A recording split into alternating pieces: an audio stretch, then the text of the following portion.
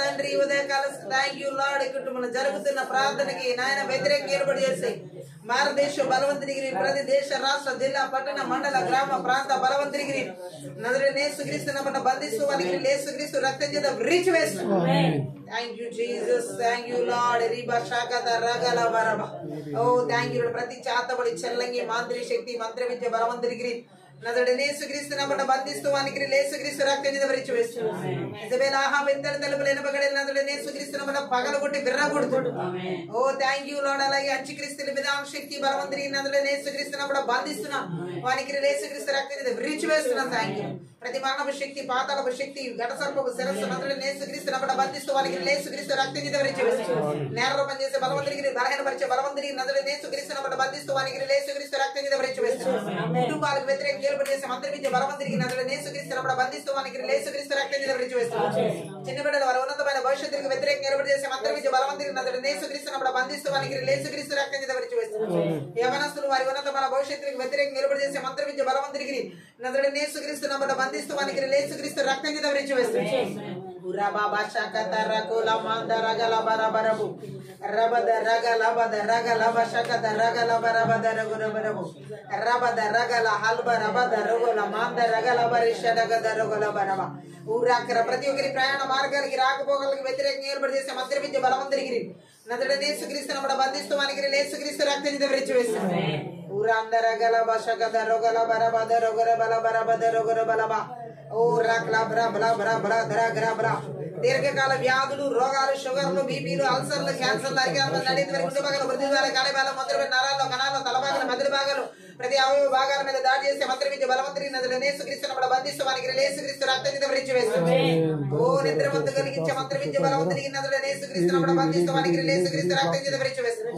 మనసులో కృంగిదల కలిగించే మంత్రి విద్య బలవంతుడికి నజరేయుడైన యేసుక్రీస్తుని బంధిస్తూ వారికి యేసుక్రీస్తు రక్తం చేత విరిచి వేస్తున్నాం. ఓ రాబా శాఖత రగల మాంద రగల బరబలబ ప్రతి ఒక్కరి కష్టార్జితాలకి భూఫలాలకి పశుఫలాలకి ఉద్యోగాలకి ఆర్థిక పరిస్థితులు వ్యతిరేకంగా ఏర్పాటు చేసే మంత్రి విద్య బలవంతుడికి నజరేయుడైన యేసుక్రీస్తుని బంధిస్తూ వారికి యేసుక్రీస్తు రక్తం చేత విరిచి వేస్తున్నాం. ఊరాందర రబలబ శకత రగల బద రగల మాంద రగల బరబల బద రొగరొగు అల్బరబద రొగు లబ శకత రగల బద రెగి రిబ లబ రేష రగత రొగు లమంద రగల బరబద రొగరొగు దైవ చిత్తానుసరమైన వాళ్ళకి వ్యతిరేకంగా ఏర్పాటు చేసే మంత్రి విద్య బలవంతుడికి నజరేయుడైన యేసుక్రీస్తుని బంధిస్తూ వారికి యేసుక్రీస్తు రక్తం చేత విరిచి వేస్తున్నాం. ఓ రబ శకత గర్భఫలాలకి వ్యతిరేకంగా ఏర్పాటు చేసే మంత్రి విద్య బలవంతుడికి నజరేయుడైన యేసుక్రీస్తుని బంధిస్తూ వారికి యేసుక్రీస్తు రక్తం చేత విరిచి వేస్తున్నాం.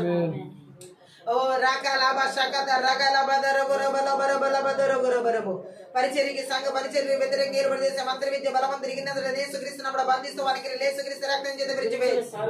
దేవుని పని నాటకపరిచే సంబలలు చోబి అష్టోది అరబి వంటి బలవంతుడికి నజరేయుడైన యేసుక్రీస్తుని బంధిస్తూ వారికి యేసుక్రీస్తు రక్తం చేత విరిచి వేస్తున్నాం. ఓ రబద రగల బద రగల మాందర దేవుడు ఇచ్చిన పిలుపుకు దర్శనాలకు నైపుణ్య కృపావరాలకు అభిషేకానికి వ్యతిరేకంగా ఏర్పాటు చేసే మంత్రి విద్య బలవంతుడికి నజరేయుడైన యేసుక్రీస్తుని బంధిస్తూ వారికి యేసుక్రీస్తు రక్తం చేత విరిచి వేస్తున్నాం. పితరుల శ్వాసాన్ని స్వతంత్రించుకునే కూడా ఆటంకపరిచే మంత్రి విద్య బలవంతుడికి నజరేయుడైన యేసుక్రీస్తుని బంధిస్తూ వారికి యేసుక్రీస్తు రక్తం చేత విరిచి వేస్తున్నాం. విడుదల ఆరాధన అభిషేకానికి వ్యతిరేకంగా ఏర్పాటు చేసే మంత్రి విద్య బలవంతుడికి నజరేయుడైన యేసుక్రీస్తుని బంధిస్తూ వారికి యేసుక్రీస్తు రక్తం చేత విరిచి వేస్తున్నాం. దేవుని వాక్య ప్రత్యక్షతలకు వ్యతిరేకంగా వినగల గ్రహించుకుని మనం చూడగలగలను తెరవబడి ఆత్మీయ మనోనేత్ర వెలిగించబడి మన ఆటంకపరిచే మంత్రి విద్య బలవంతుడికి నజరేయుడైన యేసుక్రీస్తుని బంధిస్తున్నాం. వారికి యేసుక్రీస్తు రక్తం చేత విరిచి వేస్తున్నాం.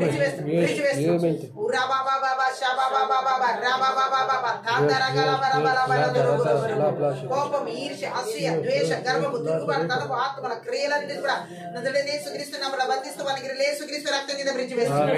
ఎడతగిరి ప్రార్థన జీవితాలకు వాక్య ధ్యాన జీవితాలు వాక్యానుసరమైన జీవితాలకు అలాగే దేవునితో సహవాస జీవితాలకు వ్యతిరేకంగా ఏర్పాటు చేసే మంత్రి విద్య బలవంతుడికి నజరేయుడైన యేసుక్రీస్తుని బంధిస్తూ వారికి యేసుక్రీస్తు రక్తం చేత విరిచి వేస్తున్నాం.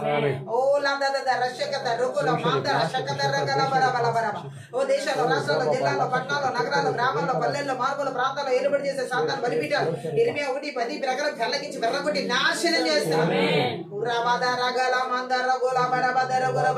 సరిహద్దుల్లో పొలిమేరలో ఏర్పాటు చేసే మంత్రి విద్య బలవంతుడికి నజరేయుడైన యేసుక్రీస్తుని బంధిస్తూ వారికి యేసుక్రీస్తు రక్తం చేత విరిచి వేస్తున్నాం.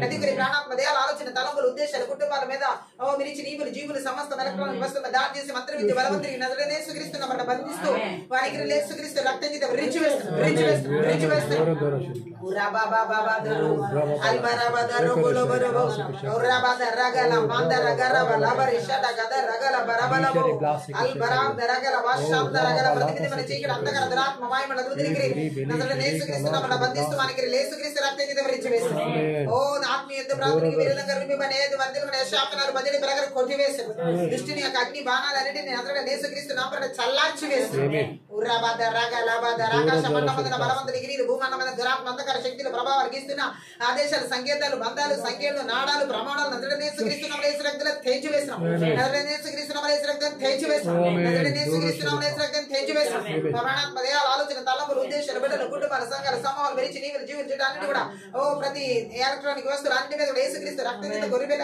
రక్తం చేత కలవరి శిలువ రక్తం చేత దేవుని రక్తం చేత కంచి వేసిన జకరియా 2:5 ప్రాకారంగా విడుదల చేస్తున్న హెబ్రీ 1:14 ప్రకారం పరలోక సైన్య సమూహానికి కావలి దూతలను నజరేయుడైన యేసుక్రీస్తు నామమున విడుదల చేస్తున్నాను ప్రకృతి వైపరీత్యాల మూలంగా వాతావరణ పరిస్థితుల ద్వారా దాడి చేసే మంత్ర విద్య బలవంతులు డిగ్రీలన్నీ కూడా నజరేయుడైన యేసుక్రీస్తు నామమున బంధిస్తూ వారికి యేసుక్రీస్తు రక్తం చేత రిచివేస్తున్నాం భార్యాభర్తల జీవితాల్లో అసమాధానాన్ని కలిగించే మంత్ర విద్య బలవంతుడికి నజరేయుడైన యేసుక్రీస్తు నామమున బంధిస్తూ వారికి యేసుక్రీస్తు రక్తం చేత రిచివేస్తున్నాం యవనస్తుల జీవితాల దాసత్వము కాళ్ళు బానిసత్వ కాట్లు నవు 1:13 ప్రకారం నజరేయుడైన యేసుక్రీస్తు నామమున తెంచివేస్తున్నాం ఉరాండల కథ రొగల బరబల బరిషడ గద రగల బరబల బరబు రబద శకత రకల మాందర గల బరబల బరబల అల్బరబదు రొగల బల బరబల బరిషడగెరె బెరె బెరె బెరె బెరె బెరె ఉలాందర గలబల మాందర గలబల బరిషడగదర గలబల బరబ ఓ లాందర గల బరిషడగదరు గలబల బరిషడగెరె బెరె బెరె బెరె పరిశుద్ధాత్మ దేవుని యొక్క సన్నిధిని మహిమను ప్రసన్నతను వెలుగును నజరేయుడైన యేసుక్రీస్తు నామం పేరిట విడుదల చేస్తున్నాం ఉరాందర గల బరబల బరిషకదర గలబల బలబో రబదర గల బరబల బరబల దరుగురబ శబదర గల మాందర గరబల బరబల బరబల బరబల బరబల బరబల బరబల హల్లెలూయా హల్లెలూయా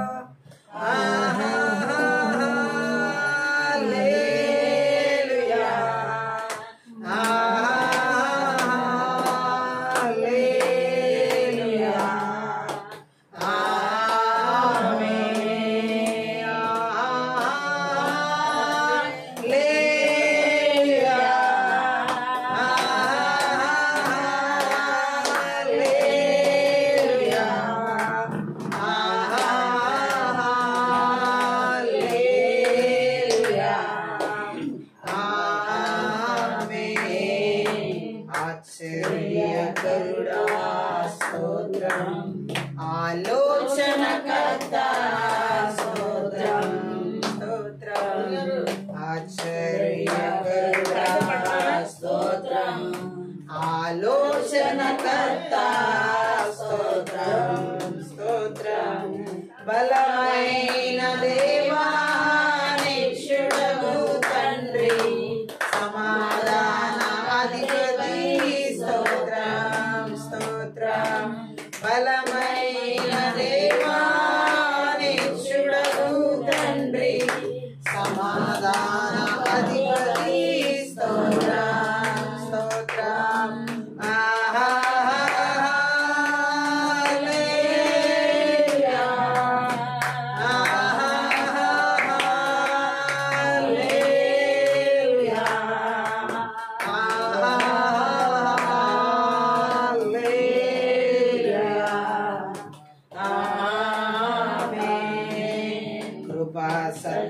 సంపూర్ణుడ స్తోత్రం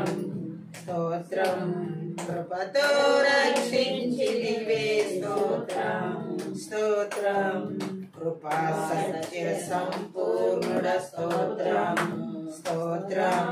కృపతో రక్షించితివే స్తోత్రం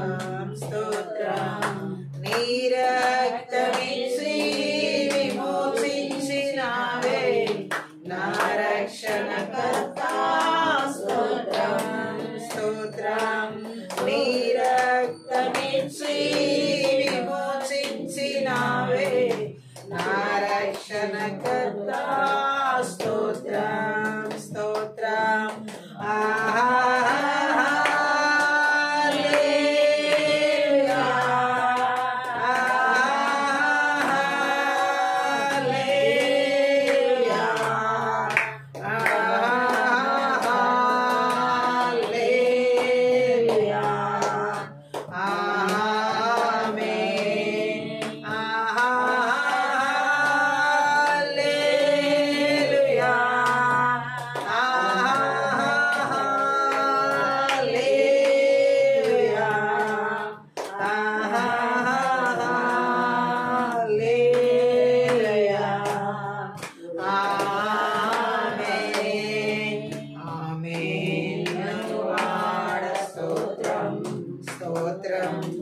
అల్ఫా ఓమేగా స్తోత్రం స్తోత్రం ఆమేన్ ననువాడ స్తోత్రం స్తోత్రం అల్ఫా ఓమేగా స్తోత్రం స్తోత్రం అగ్ని జ్వాలల వంటి కన్నులు గలవాడా అత్యున్నతుడా స్తోత్రం స్తోత్రం అగ్ని జ్వాలల వంటి కన్నులు గలవాడా అత్యున్నతుడా స్తోత్రం స్తోత్రం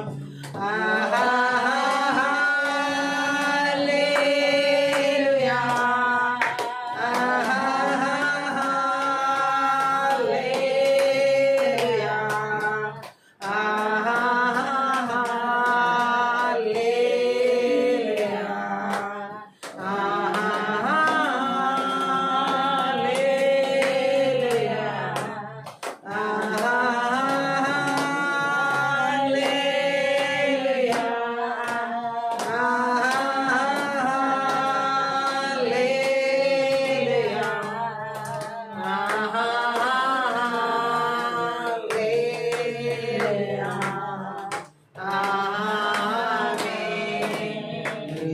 మృత్యుంజయుడా స్తోత్రం మహాగణుడా స్తోత్రం స్తోత్రం మృత్యుంజయుడా స్తోత్రం స్తోత్రం మహాగణుడా స్తోత్రం స్తోత్రం మమ్మును కొనిపోవా త్వరలో రానున్న మేఘవాహనుడా స్తోత్రం స్తోత్రం మమ్మును కొనిపోవా త్వరలో రానున్న మేఘవాహనుడా స్తోత్రం స్తోత్రం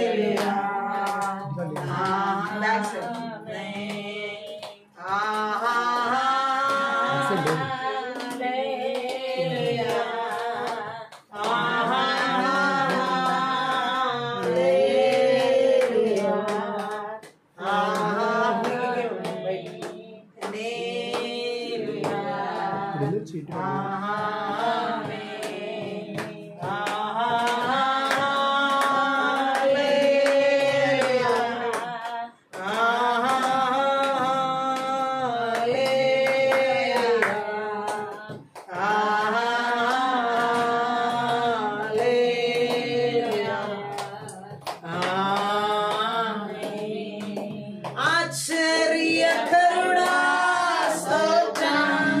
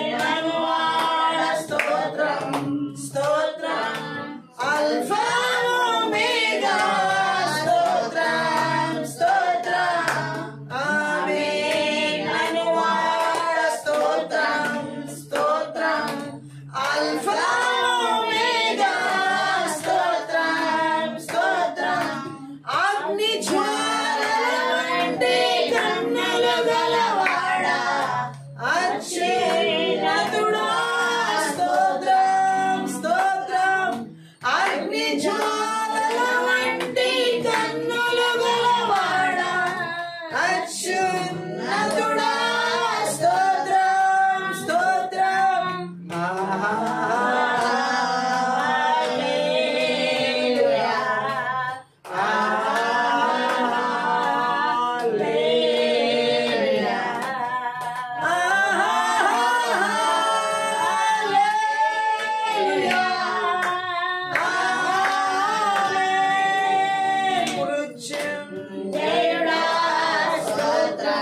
స్తోత్రం మహాగరుడా స్తోత్రం స్తోత్రం మృత్యుంజయుడా స్తోత్రం స్తోత్రం మహాగరుడా స్తోత్రం స్తోత్రం మమ్మను కొనిపోవా త్వరలో రానున్న మేఘవాహనుడా స్తోత్రం స్తోత్రం మమ్మను కొనిపోవా త్వరలో రానున్న మేఘవాహనుడా స్తోత్రం స్తోత్రం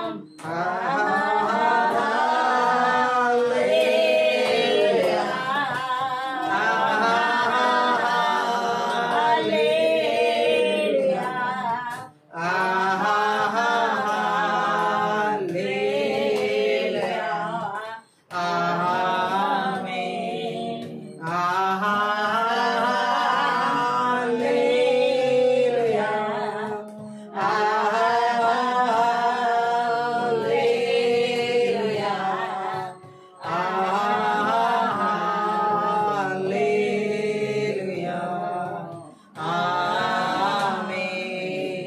అత్యున్నత సింహాసనముపై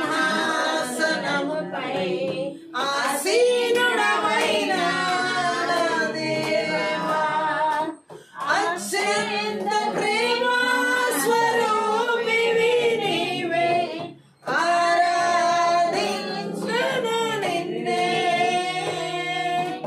అత్యంత ప్రేమ స్వరూపివి నీవే ఆరాధించును నిన్నే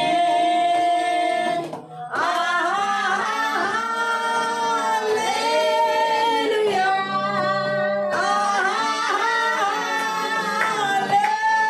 హల్లెలూయా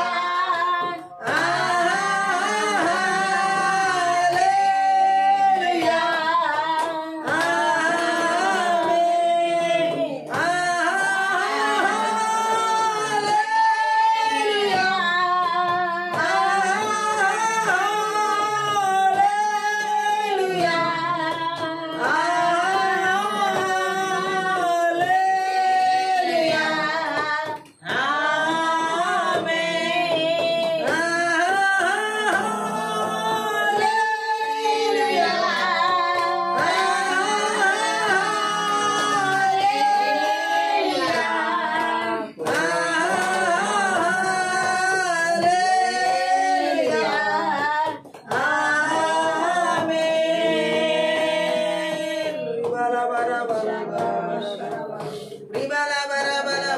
అన్య భాషలో దేవుని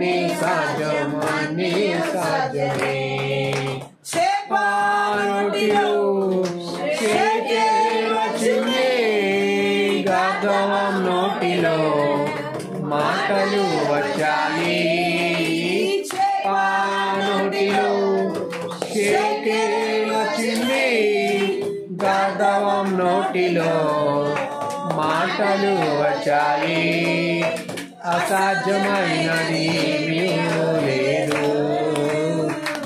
నీకు అసాధ్యమైనది లేదు అసాధ్యమైనది లేదు నీకు అసాధ్యమైనది లేదు సాధ్యమని సాధ్యమే నీ సన్నిధిలో అన్ని సాధ్యమని సాధ్యమే నీ నామమున అన్ని సాధ్యమని సాధ్యమే నీ సన్నిధిలో అన్ని సాధ్యమని సాధ్యమే ఐదుకు నిద్రించి పై నుండి పడిను చనిపోయి లేచెను పౌలు ప్రార్థించగా ఐదుకు నిద్రించి పై నుండి పడిను చనిపోయి లేచెను పౌలు ప్రార్థించగా అసాధ్యమైనది లేదు నీకు అసాధ్యమైనది లేదు అసాధ్యమైనది లేదు నీకు అసాధ్యమైనది లేదు సాధ్యం అన్ని సాధ్యం నీకు సాధ్యం అన్ని సాధ్యం అసాధ్యమైనది ఏమీ లేదు నీకు అసాధ్యమైనది ఏమీ లేదు అసాధ్యమైనది ఏమీ లేదు నీకు అసాధ్యమైనది ఏమీ లేదు నీ నామమున అన్నీ సాధ్యం అన్నీ సాధ్యమే నీ సన్నిధిలో అన్నీ సాధ్యం అన్నీ సాధ్యమే నీ నామమున అన్నీ సాధ్యం అన్నీ సాధ్యమే నీ సన్నిధిలో అన్నీ సాధ్యం అన్నీ సాధ్యమే నీకు సాధ్యం అన్నీ సాధ్యం నీకు సాధ్యం అన్నీ సాధ్యం అసాధ్యమైనది ఏమీ లేదు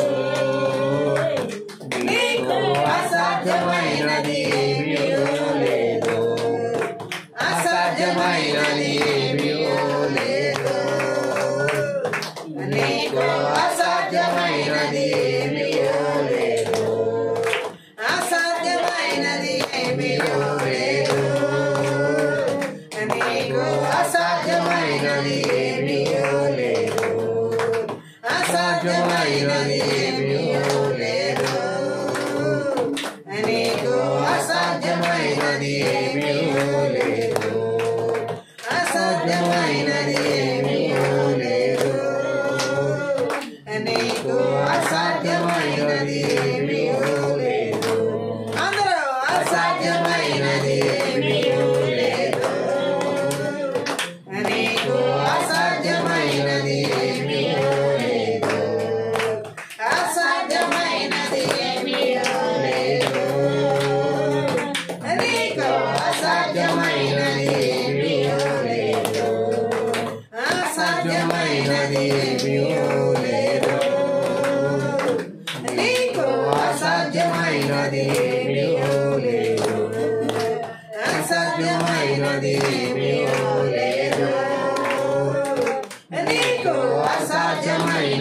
ఏమీ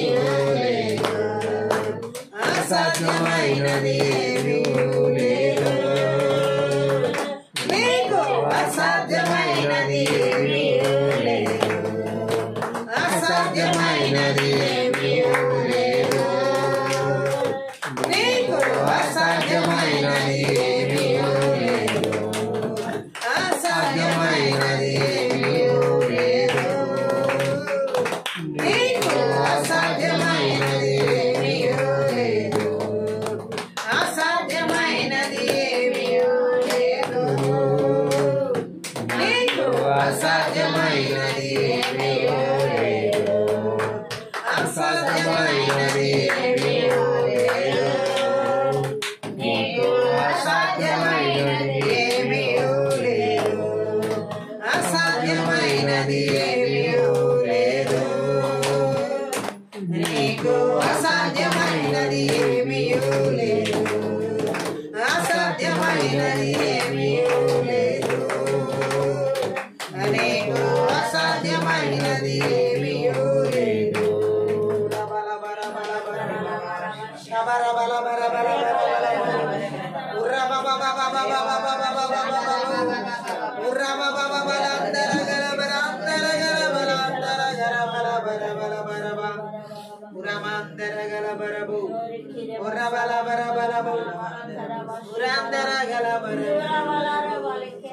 మహాపరిశుద్ధుడు మహోన్నతుడు పరలోకమందున్న మా తండ్రి ఈ యొక్క ఆత్మీయత బ్రదలు శక్తి గల నీ వాక్కు ద్వారా ఆత్మీయ మనోనేత్రాలు వెలిగించబడులాగున ఈ సిలువ చాటున మరుగు చేసుకుని లోతైన గోడమన గొప్ప మర్మములతో కూడిన సంగతులు మాకు తెలియచేయమని బయలుపరచమని మాట్లాడమని వినగల చెవి గ్రహించుకునే మనసు చూడగల కనులు మాకు దయచేయమని మా ఆత్మీయ మనోనేత్రాలు వెలిగించమని నజరుడైన యేసుక్రీస్తు నామమును బట్టి ప్రార్థించి వేడుకుంటున్నాం తండ్రి.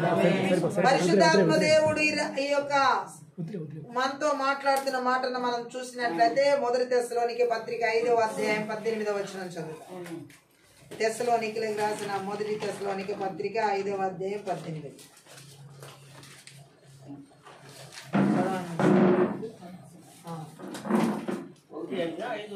మొదటి దశలోనికి పత్రిక 5:18 16 చదువు. ప్రతి విషయమునందును కృతజ్ఞతాస్తుతులు చెల్లించుడే, ఇలాగు చేయుట యేసుక్రీస్తునందు మీ విషయంలో దేవుని చిత్తము. గట్టిగా ఆమేన్ చెప్దాం. దేవుడు మనతో మాట్లాడుతున్నాడు. ప్రతి విషయంలో మనము దేవునికి ఏం చెల్లించాలంట? కృతజ్ఞతాస్తుతులు చెల్లించాలి. గట్టిగా ఆమేన్ చెప్దాం. ఈ ఉదయకాల సమయంలో ప్రతి ఒక్కరితో మాట్లాడుతున్న మాట అదే దేవుడు. హల్లెలూయా. ప్రతి విషయంలో దేవునికి కృతజ్ఞతాస్తుతులు చెల్లించాలి అంటే అర్థం ఏంటంటే, గట్టిగా ఆమేన్ చెప్దాం, అన్ని పరిస్థితుల్లో అని అర్థం. అన్ని పరిస్థితుల్లోనూ అంటే సంతోషకరం గాని విచారకరం గాని ఎలాంటి స్థితిలోనైనా మనము దేవునికి కృతజ్ఞతాస్తుతులు చెల్లించాలి.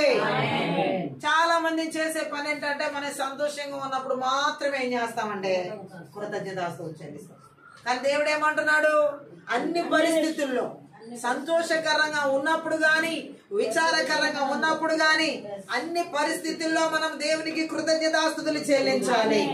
మన జీవితాల్లో దేవుడు చేసిన మేళ్ళన్నిటిని తలంచుకుని దేవునికి కృతజ్ఞతాస్తుతులు చెల్లించాలి. ఆమె జీవితంలో అన్ని పరిస్థితుల్లోనూ మనము దేవునికి కృతజ్ఞతలు చెప్పడం మనమంతా కూడా అభ్యసించాలి. గట్టిగా ఆమేన్ చెప్దాం. కొన్ని విషయాల్లో దేవుని చిత్తం ఏంటో దేవుని సంకల్పం ఏంటో మనకి తెలియకపోవచ్చు. ఆమేన్ చెప్దాం. కానీ మనము దేవుని చిత్తం ఈ విషయంలో మనకు తెలియలేదు కదా, దేవుని చిత్తం సంకల్పం ఈ విషయం మనకు తెలియలేదు కదా అని చెప్పేసి మనము కృతజ్ఞతలు చెల్లించకుండా ఉండకూడదు. ఆమె కృతజ్ఞతలు చెప్పడంలో ఆయన చిత్తం ఏదో మనకు మాత్రం తెలుసు. ఆమె ప్రతి విషయంలో మనం దేవునికి ఏం చెల్లించాలంటే కృతజ్ఞతలు. అది బాధగా ఉన్నా, సంతోషంగా ఉన్నా, వేదనగా ఉన్నా, ఎలాంటి ఆర్భాటంగా ఉన్నా దేవునికి మాత్రం అన్ని పరిస్థితుల్లో మనం దేవుడికి ఏం చెల్లించాలంటే కృతజ్ఞతాస్తుతులు చెల్లించాలి. గట్టిగా ఆమేన్ చెప్దాం. హల్లెలూయా. మనం చూడొచ్చు హెబ్రీ పత్రిక 13వ అధ్యాయం 15వ వచనం కూడా ఒకసారి చదువుదాం. హెబ్రీలకు రాసినటువంటి పత్రికలో 13:15 అక్కడ ఏమనుందంటే, కాబట్టి ఆయన ద్వారా మనము దేవునికి ఎల్లప్పుడూ స్తుతి యాగము చేయదుము, అనగా ఆయన నామమును ఒప్పుకొనుచు జీవ ఫలమును అర్పింపవలెను. ఆమేన్. గట్టిగా ఆమేన్ చెప్దాం. ఆయన ద్వారా మనము దేవునికి ఎల్లప్పుడు ఏమి చెల్లించాలంట? స్తుతి యాగం అర్పించడం అంటే కృతజ్ఞతాస్తుతులు చెల్లించడమే. కృతజ్ఞతతో నిండిన హృదయమే స్తుతి యాగం అర్పిస్తుంది. అంటే అర్థం ఏంటంటే, స్తుతి యాగం అంటే ఏంటంటే బలులు అర్పణలు చేసే యాజకులు పాత నిబంధనలో ఉన్నారు. స్తుతి యాగం పాత నిబంధనలు ఎలా చేసేవారు? పాత నిబంధనలో కృతజ్ఞతలు ఎలా చెల్లించేవారు? బలుల ద్వారా, అర్పణల ద్వారా. గట్టిగా ఆమేన్ చెప్దాం. ఇప్పుడు యేసుక్రీస్తు విశ్వాసులుగా క్రొత్త నిబంధనకు యాజకులు ఉన్నారని ఇక్కడ పౌలు చెబుతున్నాడు. ఆమేన్ చెప్దాం. పేతురు రాసిన మొదటి పత్రిక 2వ అధ్యాయం 5-9 వచనాలు ఒకసారి చదువుదాం. మొదటి పేతురు పత్రిక చదవండి, 2వ అధ్యాయం 5-9 వచనాలు.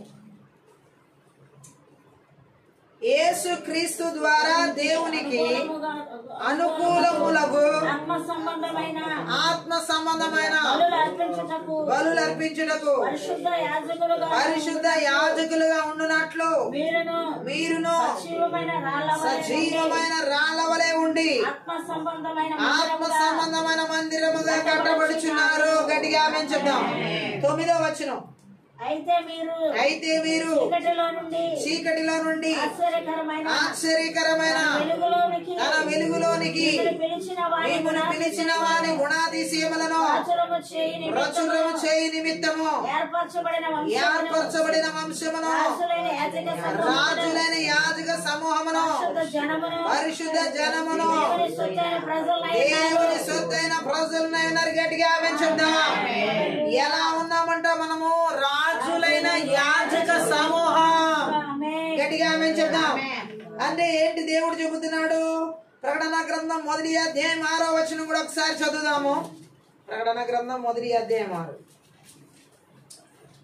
మనలను ప్రేమించు తన రక్తము వలన, మనల్ని ప్రేమించు తన రక్తం వలన మన పాపముల నుండి మనలను విడిపించిన వారికి మహిమయు ప్రభావమును యుగ యుగములు కలుగునుగాక. ఆమేన్. ఆయన మనలను తన తండ్రి దేవునికి ఒక రాజ్యముగాను యాజకులుగాను చేసెను. దేవుడు మనల్ని ఏం చేశాడు? రాజులుగా యాజకులుగా చేశాడు. రాజులు యాజకులే బలులు అర్పణలు అర్పించారు. పాత నిబంధన గ్రంథాలు ఆమేన్ చెప్దాం. వారి అర్పణలు బలిపీఠం కోసమైన జంతువులు గాని ఇతర పదార్థాలు గాని కాదు. ఈ నూతన నిబంధన అటువంటి యాజకులది, నూతన నిబంధన విశ్వాసులది. పాత నిబంధనలో వాళ్ళు బలులు అర్పణలు జంతువుల ద్వారా వివిధ రకాల పదార్థాల ద్వారా అర్పించేవారు. అయితే దేవుడు ఏమని చెబుతున్నాడు? అంతకన్నా శ్రేష్టమైనవే మనం బలిగా అర్పించే వారంగా ఉన్నాం. గట్టిగా ఆమేన్ చెప్తాం. స్తుతి ఎలా? కీర్తనలు 33వ కీర్తన 1 నుంచి 3 వచనాలు ఒకసారి చదువుదాం. 33వ కీర్తనలో 1 నుంచి 3 వచనాలు.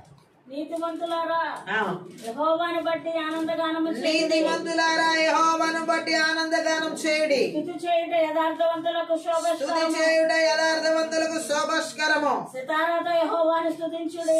సితారాతో యెహోవాను స్తుతించుడి. 10 తంతుల స్వరమండలముతో 10 తంతుల స్వరమండలములతో ఆయనను కీర్తించుడి. ఆయనను కీర్తించుడి. ఆయనను గూర్చి నూతన కీర్తన పాడుడి. ఆయనను గూర్చి నూతన కీర్తన పాడుడి. ఉత్సాహధ్వనితో ఇంపుగా వాయించుడి. ఉత్సాహ ధ్వనితో ఇంపుగా వాయించుడి. గట్టిగా ఆమేన్ చెప్దాం. సో ఈ విధంగా మనము దేవుని మహిమను కనపరచాలి, కృతజ్ఞతాస్తుతులు చెల్లించాలి. ఆ పాత నిబంధన గ్రంథంలో దేవుని ప్రజలైనటువంటి ఇజ్రాయెల్ ప్రజలు వారి జీవితాలు ఏమైనా మేళ్లు జరిగితే వాళ్ళు ఏం చేసేవారంటే బలులు తీసుకొచ్చి ఇచ్చేవారు, జంతు బలి గాని పదార్థాల ద్వారా గాని. ఇప్పుడు మనము అలాంటి జంతువుల్ని అలాంటి పదార్థాలు కాదు తీసుకురావాల్సింది, అంతకంటే శ్రేష్టమైన వాటిని గట్టిగా స్తుతి యాగం అర్పించాలి. ఏ విధంగా అక్కడ కీర్తనకారుడు అంటున్నాడు చూడండి, గట్టిగా ఆమె చెప్దాం. దేవుడు కోరుకుంటున్నటువంటి బలిని అక్కడ మనకి దేవుడు తెలియజేస్తున్నాడు. గట్టిగా ఆమె చెప్పాలి. హల్లెలూయా. ఎలాంటిది? కొలసీ పత్రిక 3వ అధ్యాయం 17 ఒకసారి చదువుదాం. కొలసీలకు రాసినటువంటి పత్రిక 3వ అధ్యాయం 17వ వచనం. మరియు మాట చేత గాని క్రియ చేత గాని మీరేమి చేసినాను ప్రభు అయిన యేసు ద్వారా తండ్రి అయిన దేవునికి కృతజ్ఞతాస్తుతులు చెల్లించుచు సమస్తమును ఆయన పేరట చేయుడి. ఈ విధంగా మనము దేవుడికి కృతజ్ఞతలు చెల్లించాలి. ప్రభు అయిన యేసు పేర ఎలా చేయాలంట? యేసు పేర ఆమె చెప్దాం. ఆయన అధికారం, ఆయన ప్రభావం, ఆయన స్వభావానికి, ఆయన ఉపదేశాలకు అనుగుణంగా భూమిపై ఆయన ప్రతినిధులుగా మనం ఇది చెయ్యాలి. ఆమె దేవునామానికి మహిమ కలుగునుగా. మన చర్యలన్నీ, మనం చేసే పనులన్నీ, మనం మాట్లాడే మాటలన్నీ ఈ సూత్రాన్ని బట్టే ఉండాలి. ఎలా? యేసే అధికారాన్ని బట్టి, యేసే నామాన్ని బట్టి, యేసయ్య ప్రభావాన్ని బట్టి, యేసయ్య స్వభావాన్ని బట్టి, యేసయ్య ఉపదేశాలకు అనుగుణంగానే మన మాటలు గాని మన చర్యలు గాని ఉండాలి. గట్టిగా ఆమేన్ చెప్దాం. అంటే ఏమంటున్నాడు? యేసు ప్రభు అధికారం చొప్పున మనం ఏదన్నా చేయడం, యేసు ప్రభు అధికారం చొప్పున మనం ఏదన్నా చెప్పడం. గట్టిగా ఆమేన్ చెప్దాం. వీలు కాకపోతే మనం ఇక దాన్ని ఏ విధంగా కూడా అసలు చేయకూడదు. ఆయన అధికారం చొప్పునే మనం ఏ పనైనా, ఆయన అధికారం చొప్పునే మనం ఏ మాట అయినా చెయ్యాలి. అలా ఆయన అధికారం లేని మాటలు, ఆయన అధికారం లేని పనులు మనం చేయకూడదు. గట్టిగా ఆమేన్ చెప్తాం. అంతేకాదు ఈ భూమిపై విశ్వాసులు, ఆయన ప్రజలు, ఆయన శరీరంలో అవయవాలు లోకానికి వారే ఆయన కనపరచాలి. మన ద్వారా యేసు క్రీస్తు కనపరచబడాలి. ఆమేన్ చెప్దాం. మన ఇష్టం వచ్చినట్లు మాట్లాడడానికి, మనం ఇష్టం వచ్చినట్టు చేయడానికి మనం ఇక్కడ లేవు. ఈ భూమి మీద మనం ఇష్టం వచ్చినట్టు మాట్లాడడానికి, ఈ భూమి మీద మన ఇష్టం వచ్చినట్టు చేయడానికి దేవుడు మనం సృజించలా. ఆయన అధికారం చొప్పున మనం నడిపించబడడానికి, ఆయన ప్రభావం చొప్పున మనం జీవించడానికే దేవుడు మనల్ని ఈ భూమి మీద ఉంచాడు. 2025 సంవత్సరం డిసెంబర్ 3వ తారీఖు ఇవాళ. హల్లెలూయా. ఏ మాట ఏ పని ఆయన అధికారంతోనే మనం చేయాలి. 2026 రాబోతుంది, మన ముందుంది. గట్టిగా ఆమేన్ చెప్పండి. మన హృదయాల నుండి దేవుడు చేసిన ప్రతి విషయం బట్టి హృదయాల నుండి కృతజ్ఞతలు పెళ్ళుబుకి బయటికి రావాలి. బయటికి ఆ విధంగా కృతజ్ఞతలు తెలియచేయాలి. గట్టిగా ఆమేన్ చెప్పండి. పౌలు కొలసీలకి అదే చెబుతున్నాడు, మన హృదయాల్లో నుండి రావాలని. కృతజ్ఞతలు మన అంతరంగాల నుండి బయటికి రావాలని, దేవుడు కోరుకుంటున్న రీతిలో మనం ఆయనకి కృతజ్ఞతలు చెల్లించాలని పరిశుద్ధాత్మ దేవుడు మాట్లాడుతున్నాడు. హల్లెలూయా. ఇంకా మనం చూడొచ్చు ఎలా కృతజ్ఞతలు చెల్లించాలో. ఫిలిప్పీ పత్రిక 4వ అధ్యాయం 6వ వచనం. ఫిలిప్పీలకు రాసినటువంటి పత్రిక 4వ అధ్యాయం. ఎల్లప్పుడూ ప్రభువునందు ఆనందించుడి. ఎల్లప్పుడూ ప్రభువునందు ఆనందించుడి. మరలా చెప్పుదును ఆనందించుడి. మీ సహనమును సకల జనులకు తెలియబడనీయుడే. అప్పుడు ప్రభువు సమీపంగా ఉన్నాడు. దేనిని గూర్చి చింతపడకుడి గాని ప్రతి విషయంలోను ప్రార్థన విజ్ఞాపనముల చేత అందరూ మాట చెప్పండి. కృతజ్ఞతాపూర్వకముగా మీ విన్నపములు చాలు దేవునికి తెలియచేయడం. ఆమేన్ చెప్తాం. ఏ హృదయంతో అంట? కృతజ్ఞతాపూర్వకంగా. ఆమేన్ చెప్తాం. విశ్వాసుల ప్రార్థన జీవితాల గురించి చెప్తూ పౌలు 4 మాటలు ఇక్కడ వాడుతున్నాడు. ఈ వచనంలో ఎన్ని మాటలు మాట్లాడుతున్నాడు? ఎల్లప్పుడూ ప్రభువునందు ఆనందించుడి, మరలా చెబుతారు ఆనందించడం చెప్పి అక్కడ 4 విషయాలు చెబుతున్నాడు. 6వ వచనంలో మనం చూస్తున్నట్లయితే దేని గురించి మనం ఎన్నిసార్లు దేవుడు ఈ మాట మనతో చెబుతున్నాడో అన్నిసార్లు మనం చింతించుకుని ఉంటున్నాం. ఆమె అసలు ఎలాంటి పరిస్థితి అయినా మనం చింతించొద్దు అంటున్నాడు దేవుడు. ఎలాంటి స్థితిగతులు కూడా మనం వెళ్తున్నా మనల్ని చింతించొద్దు అంటున్నాడు పరిశుద్ధాత్మ దేవుడు. ఏమి చింతించి ఏం చేయగలుగుతాం? మనకు తెలుసు ఏమి చేయలేము. ఆమె చెప్దాం. చింత వల్ల ఏమీ లేదు. పోనీ చింతించడం వల్ల కష్టం పోద్దా? దేని వల్ల మనం చింతిస్తున్నాం? అది పోదాం పని. అమ్మ నేను 1 గంట చింతిస్తాను, ఆ గంటన్నర తర్వాత ఆ గంట బాగుకో నేను దేవుని గురించి చింతిస్తున్నాను, అది బాగుపడద్దని ఏమైనా గ్యారెంటీ ఉందా? చెప్పండి. లేదు. ఎందుకు మరి చింత? నిద్రాహారాలు మానేసే చింత. కొంతమంది అయితే మౌన వ్రతం. చింత ఏంటి అలా ఉన్నా అంటే ఏముంది, ఇంకా లోపల చింత. మౌనం మౌనం మౌనం. ఇంకా వాళ్ళని కదిపామంటే మిగతా వాళ్ళకి అంటుకుంటది. అది ఏంటి? చింత. గట్టిగా ఆమె చెప్పామే. ఎందుకు చింతించి ఏం చేయగలుగుతాం? మన వల్ల ఏమవుతుంది? నీ అప్పులు తీర్చబడాలి. 5, 2, 3 లక్షలు ఉన్నాయి అప్పు. ఒక రోజంతా చింతిస్తే రాత్రికి ఏమైనా తీరుద్దా? అది కూడా తెలిసి కూడా మళ్ళీ ఏం చేస్తాం? పోనీ తెల్లవారిపాటికి అప్పు కట్టాలనేది ఒక చింత. రాత్రంతా చింతపడతావు, తీరిద్దా? ఆమె రోగం, ఏదో ఒక వ్యాధి, ఏదో ఒక బలహీనత పట్టుకుని నొప్పి రూపంలో ఏడిపిస్తుంది. ఆ రాత్రి అంతా చింతించి మూలికి నొప్పి పోద్దా? ఏం బాధ ఇంకెక్కువైంది. చింతించే రోగాలు బలహీనతలు ఉన్నప్పుడు చింతలు ఉంటే కనుక రోగం ఎక్కువైంది. ఆమె శరీరం కూడా ఏం చేస్తుంది? ఇంకెక్కువగా మనకి బలహీనతను చూపిస్తుంది. గట్టిగా ఆమె చెప్తాం. అంటే ఆ చింత వల్ల ఏం జరగదని తెలిసి కూడా ఎన్నిసార్లు చింతించి ఉంటాం. 2025లో వెళ్ళిపోతుంది అనుకోండి ఇంకొన్ని రోజులకి. ఆమె ఎన్నిసార్లు భర్త గురించి చింత, భార్య గురించి చింత, పిల్లల గురించి చింత, ఆ తర్వాత ఇంటి ముందు వాళ్ళ గురించి చింత, ఇంటి వెనకాల గురించి చింత. అన్ని చింతలు మనవే. ఆమె ఎందుకు అంటే ఎందుకు? దానివల్ల ఉపయోగం ఏంటి? నువ్వు చింతిస్తున్న ఉపయోగం ఉందా? అందుకే దేవుడు ఏమంటున్నాడు? దేని గురించి మీరు దేని గురించి అంటే అన్నిటి గురించి చెప్పినట్ట, లేకపోతే కొన్నిటి గురించి చెప్పినట్ట? దేని గురించి అయితే దేన్నైనా సరే, రోగం, అప్పు, సమస్య, కుటుంబం, బిడ్డలు, చదువులు, ఉద్యోగాలు, వివాహాలు, గర్భఫలాలు, అసలు ఏదైనా సరే దేని గురించి కూడా నువ్వేం పడద్దు అన్నాడు దేవుడు. అది ఆ వ్యక్తి ధన్యుడు. చింతించకుండా అదే మాట్లాడాలి. హల్లెలూయా, స్తోత్రం, స్తుతి యాగం. ఏంటి నీకు బాధ వస్తుంది? వెంటనే స్తుతి చెల్లించకుండా కూర్చో. నా దేవుడు చూస్తాడు, ఇది నా దేవుడికి అప్పచెప్తున్నాను. అప్పుల సమస్య, దేవుని స్తుతి చెల్లిస్తా కూర్చో. ఆ స్తుతి ద్వారా ఆయన దేవుడు మార్గం తెరుస్తాడు.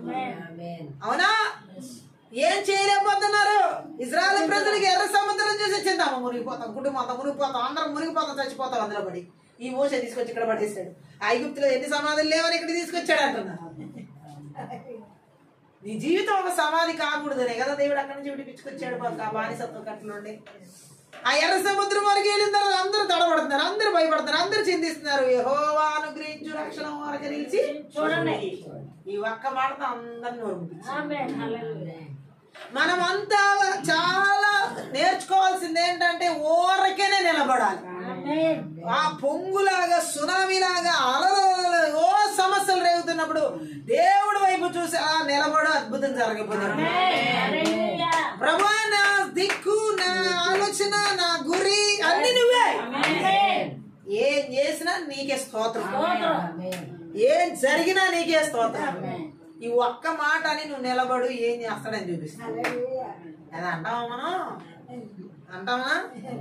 అయ్యో ఊళ్ళో చింతంతా నాదే, కుటుంబంలో చింతంతా నాదే, బంధువుల చింతంతా నాదే, ఆ ఊరి చింత నాదే, ఈ ఊరి చింత నాదే. దేశాల్లో ఎవరికి లేనట్టు పడిపోతారు. ప్రపంచం అంతా నేనే బాగు చేయాలన్నంత చింత వాళ్ళకి. మనం ఎంతవరకు బాగు చేయగలమో అంతవరకు దేవుడు ఇస్తాడు. మొత్తం చింతలని నెత్తి మీద వేసుకుని కూర్చుంటే ఏమవుతుంది? నువ్వేమని చేస్తావు? ఇంత కూడా కదపో ఆ బాధ, ఆ బరువు, ఆ సమస్య. కానీ నాకెంత చింత ఉందో అని మాట్లాడతావు. దేవుడు అంటున్నాడు, అసలు దేనికి నువ్వు 2026 రాబోతుంది, నీ చింతలని తీసివేయబడాలి, చింతలని నాశనం అయిపోవాలి, నీ చింతలని తొలగిపోవాలి. చెప్తాం. దేవుడు అంటున్నాడు మనము దేని గురించి చింతించి యావత్తు అసలు ఏం చేయలేం. అసలు నువ్వు ఏ రీతిలో కూడా దేవుడిని స్తుతించడం కూడా జరగదు. చింతించే వ్యక్తి దేవుడికి కృతజ్ఞతాస్తుతులు చెల్లించగలరా? ఎక్కడ ఆ చింతలతోనే సరిపోతుంది. మనం ఎవరైనా ఎందుకు అమ్మాలో చింతిస్తా దేవుడికి స్తోత్రం చెప్పండి. నా బాధ మీకేం తెలుసులే అమ్మా. అబ్బో యోబు బాధ కంటేనో గట్టిగా చెప్పు. సాక్షాత్ యేసుక్రీస్తు బాధ కంటే ఎక్కువ పడుతున్నాం మనం. ఏ పాపం లేని ఆయన మన పాపాల కోసం అన్ని చింతలు మన ఆయన మీద వేసుకుని మన చింతలు అసలు ఎందుకైనా పనికొస్తాయా అని తెలిసి కూడా మనం ఏం చేస్తామంటే నా చింత ఎవరికి రాకూడదు. అసలు ఏమని చెప్తున్నారు? నా బాధ ఎవరికి రాకూడదు, నా కష్టం ఎవరికి రాకూడదు. నీకు వచ్చింది ఆల్రెడీ, ఇంకెవరికెందుకు? ఆమె ఏమని చెప్తున్నారు? అమ్మా నేను పడుతున్న వేదన ఎవరికి రాకూడదమ్మా, నాలాంటి కష్టం ఎవరికి రాకూడదమ్మా. ఎవరికో ఎందుకు, ఆల్రెడీ నీకు వచ్చింది, ఇంకోళ్ళకి ఎందుకు? ఇంకా ఆ చింత కూడా ఇంకోళ్ళకి వేద్దామనా? ఆమె గట్టిగా చాలా మంది జీవితాల్లో కృతజ్ఞత లేకపోవడం వల్ల వస్తుంది చింతలు. అన్నో క్షణం దేవుడికి మనం కృతజ్ఞతలు చెల్లించుకుంటా వెళ్ళిపోవాలి. అడ్డామో, లేచామో, కూర్చున్నామో, నుంచున్నామో, ఏం జరుగుతుందో అయినా దేవునికి స్తోత్రం, నీకే మహిమ, నీకే ఘనత, నీకే ప్రభావం చెల్లించుకుంటూ వెళ్ళిపోవాలా. జీవితంలో ముందుకు వెళ్ళిపోవాలి. ఓ అది దేవుడు అన్ని వేళలో, అన్ని పరిస్థితులు, అన్ని స్థితిగతుల్లో కృతజ్ఞతాస్తుతులు చెల్లించమంటాడు. ఇది అలవాటు అయిపోవాలి. అభ్యాసం చేయమంటున్నాడు. ఏం చేయమన్నాడు దేవుడు? అభ్యాసం. గట్టిగా చెప్తాం. ఆయన దేని గురించి చింతపడకన్నాడు ఇక్కడ ఫిలిప్పీ సంఘాన్ని అపోస్తులైన పరిశుద్ధ పౌలు మనతో కూడా. హల్లెలూయా. కానీ ఒకటి చేయండి, ప్రతి విషయంలోనూ ప్రార్థన, ఈ 2 కృతజ్ఞత, 3 విన్నపములు దేవుడికి తెలియజేయడం, 4 ఈ పనులు మనం నేర్చుకోవాలి. ఏం చెప్పాడు? 4 విషయాలు. ప్రార్థన ఒకటి, విజ్ఞాపన ఒకటి, కృతజ్ఞతగా దేవుడికి విన్నపాలు తెలియజేయాలి. ఈ 4 పనులు మనం చేస్తే ఇక ఆ జీవితం ధన్యమే. దేవుడు ఆమె. ఫిలిప్పీ సంఘం ఎలా ఉందంటే చింతించే సంఘంగా ఉంది.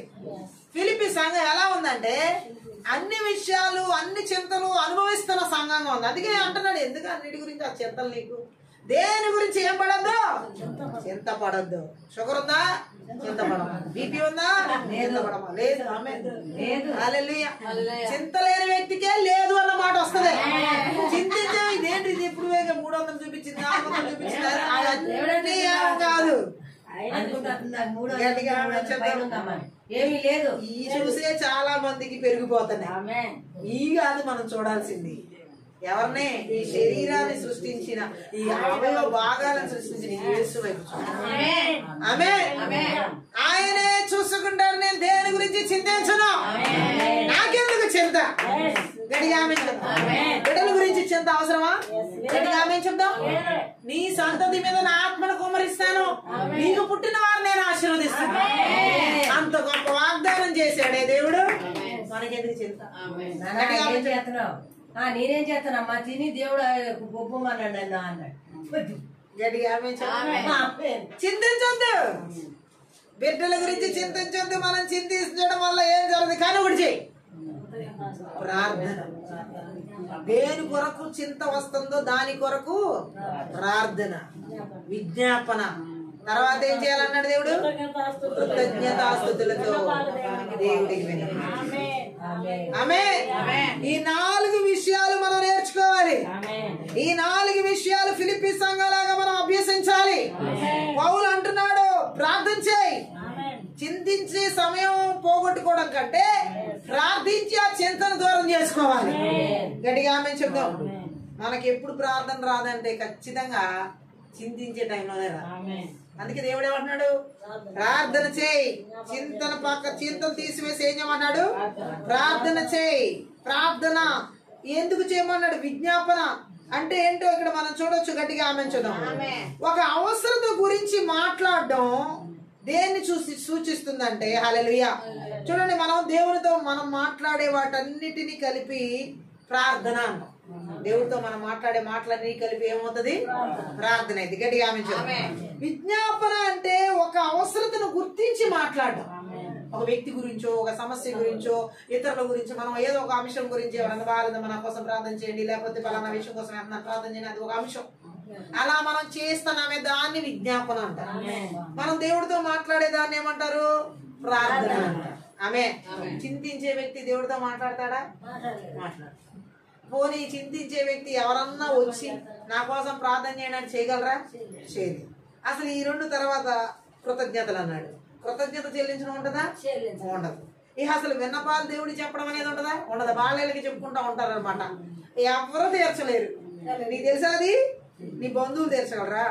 నీ రక్త సంబంధులు తీర్చగలరా? నీకు ఎవరు తీర్చగలరా నీ చింత? నీ ఆత్మీయ బిడ్డలు అయితే ఒక మాట చెప్తారు, అమ్మ దేవుడి మీద వేసేసి. ఏమంటారు? దేవుడి మీద వేసాయి. గట్టిగా ఆమె చెప్పాలి. హల్లెలూయా.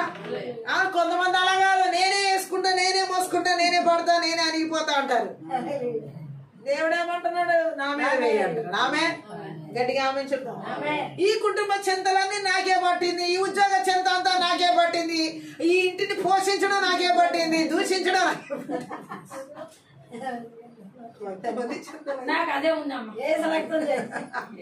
పొద్దున పోవాలి, సాయంత్రం రావాలి, అది చేయాలి, ఇది చేయాలి, అన్ని నా మీద పడుతున్నాయి. ఇంటిలో బాధ్యతలన్నీ నా నెత్తి మీద పడుతున్నాయి.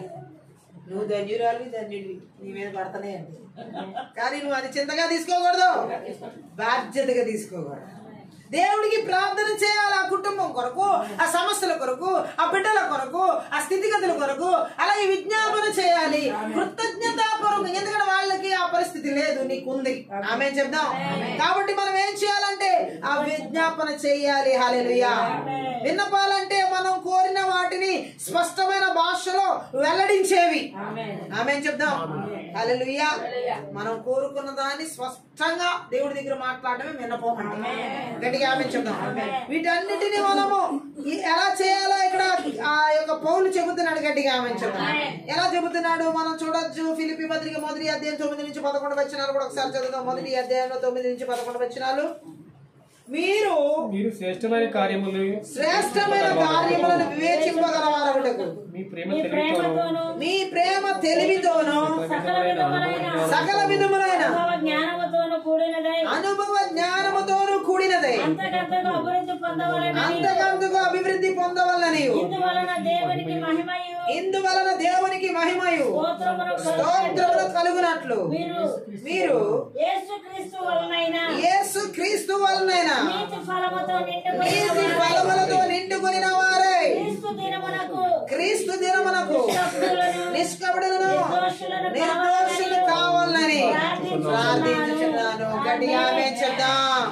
ఎంత చక్కగా తూచి తూచి ప్రార్థన మాట్లాడుతున్నాడు చూడండి పౌలు గారు. గట్టిగా ఆమేన్ చెప్దాం. ఇదే విషయాన్ని ఎఫెసీ పత్రిక 1వ అధ్యాయం 17 నుంచి 19 వచనాల్లో కూడా ఒకసారి చదువుదాం. 1వ అధ్యాయంలో 17 నుంచి 19. మరియు మీ మనోనేత్రములు వెలిగించబడినందున ఆయన మిమ్మల్ని పిలిచిన పిలుపు వలన నిరీక్షణ ఏంటిదో పరిశుద్ధులలో ఆయన స్వాస్యం యొక్క మహిమైశ్వర్యం ఏంటిదో ఆయన క్రీస్తునందు వినియోగపరిచిన బలాతిశయమును బట్టి విశ్వసించు మన యందు ఆయన చూపుచున్న తన శక్తి యొక్క అపరిమితమైన మహత్యమేంటిదో మీరు తెలుసుకొనవలెనని మన ప్రభువు అయిన యేసుక్రీస్తు యొక్క దేవుడైన మహిమా స్వరూపియగు తండ్రి నన్ను తెలుసుకొనుట యందు మీకు జ్ఞానమును ప్రత్యక్షతను గల మనస్సు అనుగ్రహించున్నట్లు నేను నా ప్రార్థనల యందు మిమ్మును గూర్చి విజ్ఞాపన చేయుచున్నాను అంటున్నాడు పౌలు గారు. శ్రేష్టమైన ఈవులు కొరకు ఆమేన్ చెప్దాం. అన్ని రకాల ప్రార్థనలతో కృతజ్ఞతలు కలిసి ఉండాలి. ప్రార్థన చేసిన, విజ్ఞాపన చేసిన, విన్నపాలు చేసిన వీటన్నిటితో ఏం కలిసి ఉండాలి? కృతజ్ఞతలు కలిగి ఉండాలి. గట్టిగా ఆమేన్ చెప్దాం. కృతజ్ఞతలు కలిసి ఉండాలి. గతంలో మా ప్రార్థనలు విన్నందుకు, ఇప్పుడు వింటున్నందుకు, అలాగే మాకు మేలుకరమైందే నువ్వు చేయబోతున్నందుకు నీకు కృతజ్ఞతాస్తుతులు చెల్లిస్తున్నామయ్యా. ఎలా? గతంలో నా ప్రార్థన విన్నందుకు, ఇప్పుడు వింటున్నందుకు, భవిష్యత్తులో ఇంకా నా కొరకు నువ్వు ఎన్నో, నా బిడ్డల కొరకు, పరిచర్య కొరకు, సంఘం కొరకు, పిల్లల కొరకు, అనేక ఈ విషయాల కొరకు నువ్వు మేలుకరమైంది చేయబోతున్నందుకు నీకు కృతజ్ఞతాస్తుతులు చెల్లిస్తున్నావు. ఎల్లప్పుడూ ఇలా చెల్లించాలి. జరిగిన దానికి కృతజ్ఞతాస్తుతులు చెల్లించాలి, జరుగుతున్న దానికి కృతజ్ఞతాస్తుతులు చెల్లించాలి, జరగబోతున్న దానికి కూడా మనం కృతజ్ఞతాస్తుతులు చెల్లించాలి. గట్టిగా ఆమేన్ చెప్దాం. హల్లెలూయా. ప్రార్థన, కృతజ్ఞత అర్పణ మన జీవితంలో ఒక భాగం అయిపోవాలి. ఆదికాండం 18వ అధ్యాయం 32వ వచనం ఒకసారి చదువుదాం. అక్కడ ఒక మాటని పరిశుద్ధాత్మ దేవుడు మనతో మాట్లాడుతున్నారు. 18:32 ఆదికాండం. అతడు చూస్తే ప్రభు కోపపడని అనగా నేను ఇంకొక మారే మాట్లాడేదాను. ఒకవేళ అక్కడ 10 మంది కనబడుదురేమో అనినప్పుడు ఆయన ఆ 10 మందిని బట్టి నాశనం చేయకుండా ఉంటానంటున్నాడు దేవుడు. అబ్రహామును అక్కడ ఒక 50 మంది నీతి మందులు ఉన్నారేమో, 40 మంది నీతి మందులు ఉన్నారు, 30 మంది నీతి మందులు ఉన్నారు, 20 మంది నీతి అడుగుతా వచ్చాడు దేవుణ్ణి. సొదొమ గొమొర్రా పట్టణాన్ని నాశనం చేయడానికి వెళ్తున్నప్పుడు ఆఖరికి ఒక 10 మంది ఉన్నారనుకోయ్యా. మరి ఆ 10 మందిని బట్టైనా నువ్వు ఆ పట్టణాన్ని నాశనం చేయకుండా కాపాడతావా అని అడుగుతున్నాడు. గట్టిగా ఆమేన్ చెప్పండి. అంటే ఎలా విజ్ఞాపన చేస్తున్నాడు చూడండి, ఎలా ప్రార్థన చేస్తున్నాడు చూడండి, ఎలా కృతజ్ఞతలు చెల్లిస్తున్నాడు చూడండి. ఇంకొక మారే అడుగుతున్నాను. ఎలా అంటున్నాడు? ఇంకొక మారే. అప్పటికి చాలా సార్లు అడిగాడు, మరలా దేవుడి కోపం వస్తుందేమో అన్నిసార్లు అడుగుతున్నామని చెప్పేసి ఆయన ఏమంటున్నాడు? 10 దగ్గరికి వచ్చి చాలించాడు. ఇక గట్టిగా ఆమేన్ చెప్దాం. లోతు కనీసం ఒక తన కుటుంబాన్ని మరి కొందరిని నీతి న్యాయాల మార్గాలకి తెచ్చి ఉంటాడని పాపం ఎవరు అనుకున్నారంటే అబ్రహాము అనుకున్నాడు. ఆమేన్ చెప్దాం. హల్లెలూయా. కానీ నిజానికి సొదొమ నగరం అంతట్లో నీతిమంతుడు ఒక్కడే, అతడు లోతు ఒక్కడే. ఆమేన్ చెప్దాం. హల్లెలూయా. అతడు సహా తప్పించుకోవడానికి అబ్రహాము ప్రార్థన అవసరమైంది. చాలా మంది లోతు లాగా తప్పించబడ్డానికి అబ్రహాము లాంటి వాళ్ళ ప్రార్థనలు ఈ రోజుల్లో అవసరమై ఉన్నది. గట్టిగా ఆమేన్ చెప్దాం. హల్లెలూయా. ఎందుకంటే మానవులతో దేవుడు వ్యవహరించే విషయంలో ప్రార్థన అన్నది బహుశక్తివంతమైన నిగూఢమైన నిత్యమైన సాధనం.